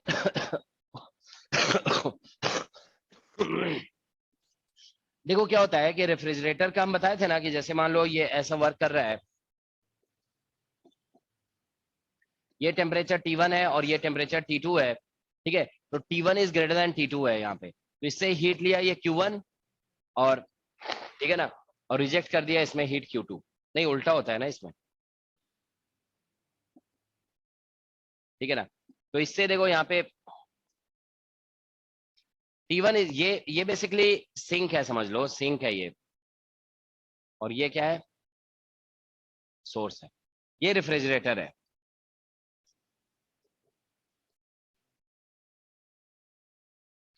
ठीक है। देखो रेफ्रिजरेटर का मेन टास्क जो होता है ना, इसमें कोएफिशिएंट ऑफ परफॉर्मेंस हम बताए थे ना, ये Q2 हीट यहाँ से लिया जा रहा है, ठीक है ना, और Q1, और ये मान लो वर्क इसमें दिया जा रहा है कितना, W। रेफ्रिजरेटर में यही होता है कि you supply some work on the working substance, है ना। वर्क जब किया जाता है externally on working substance, then it transfer heat from lower temperature to higher temperature. उल्टा काम करता है ये, मतलब इंजन का जस्ट अपोजिट है, ठीक है ना। तो हाँ, इसमें देखो कोएफिशिएंट ऑफ परफॉर्मेंस COP, हाँ, तो इसको हम बताए थे कि इसको आप ऐसे लिख सकते हो, जस्ट मिनट। देखो इसको जो है ना, या तो आप Q2/W लिखते हो, या फिर इसको Q1/W भी ऐसे दोनों लिख दिया था। अब मान लो कोई एक पूछ दिया गया है, ठीक है ना, तो दोनों लिखा जाता है एक्चुअल में, ठीक है ना। तो देखो इसमें जानते हो, मतलब मेन टास्क आप बताइए हमारा क्या है। मेन टास्क रेफ्रिजरेटर का क्या होता है, मतलब इसको यहाँ पे कूल डाउन कर, जैसे रेफ्रिजरेटर यूज करते हो ना, तो उसके अंदर वाले इन्वायरमेंट को क्या करता है, वो कूल डाउन करता है। तो मेन फोकस इसी पे होता है कि सिंक पे फोकस है यहाँ पे, कितना हीट यहाँ से निकाल रहा है, ठीक है ना। तो रेफ्रिजरेटर के लिए ठीक है, ऐसे ही अगर कभी ऐसा क्वेश्चन आ गया ना, तो यही लिख दोगे, ठीक है ना। रेफ्रिजरेटर का कोएफिशिएंट ऑफ परफॉर्मेंस ये Q2/W हो जाएगा। मेनली देखना है कि सिंक से कितना निकाल पा रहा है ये, ठीक है ना। तो Q2 मेन टास्क तो इसका यही होता है ना कि जहां पे टेम्परेचर लो है उसी को और कितना लो कर पा रहा है, ठीक है ना। तो बस ये है। अब इसमें फॉर्मूला, तो ये तो इसका COP हो गया, कोएफिशिएंट ऑफ परफॉर्मेंस, है ना, कोएफिशिएंट ऑफ परफॉर्मेंस। और इसमें फिर वो कार्नोट इंजन, कार्नोट रेफ्रिजरेटर है ना, तो ये सब तो लगेगा ही। Q1/T1 is equal to Q2/T2, ये रिलेशन तो है ही हमारे पास। तो इन दोनों को यूज करो। टेम्परेचर ध्यान रखोगे, T1 T2 यूज करना है किसमें, केल्विन में, ये केल्विन में यूज करना होगा, ठीक है ना। तो बस फिर सब कुछ तो है ही है यहाँ पे, है ना। अच्छा, ये हम स्क्रीन शेयर हटाए नहीं थे, तो ये ध्यान रखोगे कि रेफ्रिजरेटर के लिए कोएफिशिएंट ऑफ परफॉर्मेंस जो है ना, वो Q2/W लिख देंगे, ठीक है ना, because main task is to cool down the sink further, है ना। सिंक को फर्दर, मतलब जो लोअर टेम्परेचर होता है उसको फर्दर लो करना है, ठीक है ना। तो इसीलिए मेनली देखा जाता है कि इससे कितना हीट निकाला जा रहा है, ठीक है ना। तो मतलब देखो एक्चुअली जानते हो क्या होता है, हमेशा जो हम लोग एफिशिएंसी या कोएफिशिएंट ऑफ परफॉर्मेंस जो डिफाइन करते हैं, वो हमेशा जानते हो एक तरह से आउटपुट बाय इनपुट होता है। तो आउटपुट बेसिकली यहाँ पे इसी को माना जाता है कि कितना हीट आप, समझ रहे हो ना। देखो क्या है ये, आप इनपुट में क्या दे रहे हो, यहाँ पे वर्क दे रहे हो, ठीक है ना। और आउटपुट जो यहाँ पे मेन फोकस है हमारा आउटपुट का, वो क्या है, Q1 है, सॉरी Q2 है, कि सिंक से कितना हीट निकाला जा रहा है, समझ गया ना। तो ये बेसिकली, ठीक है ना। तो बस यही लिख देंगे यहाँ पे Q2/W। ये आउटपुट बाय इनपुट हमेशा होता है। उसमें भी देखो इंजन में भी ऐसे लिखते हो ना, W/Q1, तो ये क्या होता है, आउटपुट और डिवाइडेड बाय इनपुट, ठीक है ना। तो आउटपुट बाय इनपुट है ये। All right. तो बस इसको कैलकुलेट कर लोगे, इसमें क्या प्रॉब्लम है। ये इसमें आंसर क्या नहीं आ रहा था क्या, वो 16, हाँ नहीं सर, इसमें देखो, ये नहीं था, वो 16 था, वो 14 बोल गया। अच्छा तुम क्वेश्चन ही गलत पूछ लिया। अच्छा कौन सा 16 है, अच्छा इसको 16 पूछना था, इसने 14 पूछ लिया। चलो कोई बात नहीं, ठीक है। हाँ सर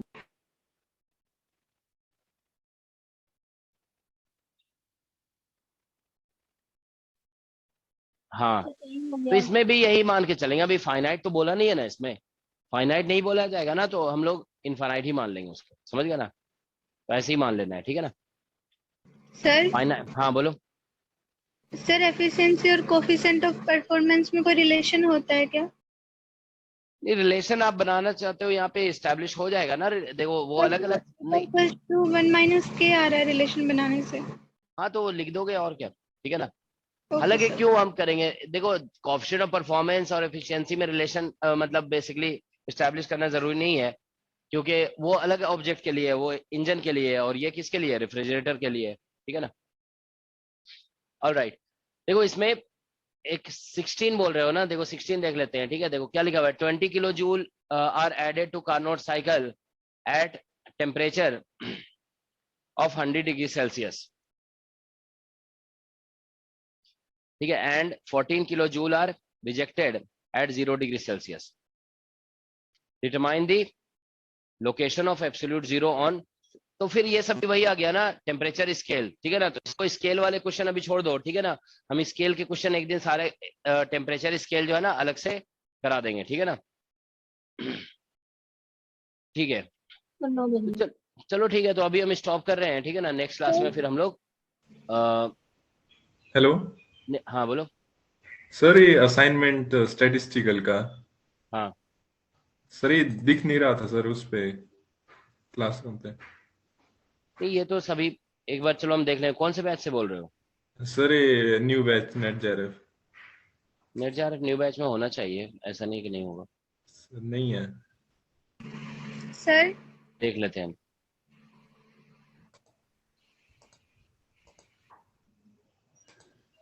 अच्छा हाँ नहीं है, हम ऐड करवा देते हैं, ठीक है ना। अभी अभी ऐड करवा देंगे, ठीक है। Yes sir. ठीक है सर आपने ऑफलाइन बैचेस के लिए स्मॉल ऑसिलेशन का कोई अलग से क्लास लिया है क्या? नहीं सर कल आपने डायरेक्ट प्रॉब्लम्स डिस्कस की थी सर, वो टॉपिक कब डिस्कस हुआ ये पता नहीं चला। कौन सा स्मॉल ऑसिलेशन? क्लासिकल में। नहीं वो तो कल ही थोड़ा सा बताए थे ना हम, उससे पहले क्लास के पहले मतलब प्रॉब्लम के पहले ही बताए थे स्मॉल ऑसिलेशन कॉन्सेप्ट, कल ही तो बताए थे, ठीक है। सर बैच वन में स्मॉल ऑसिलेशन अभी कराओगे ना अलग? चलो करा देंगे, ठीक है ना।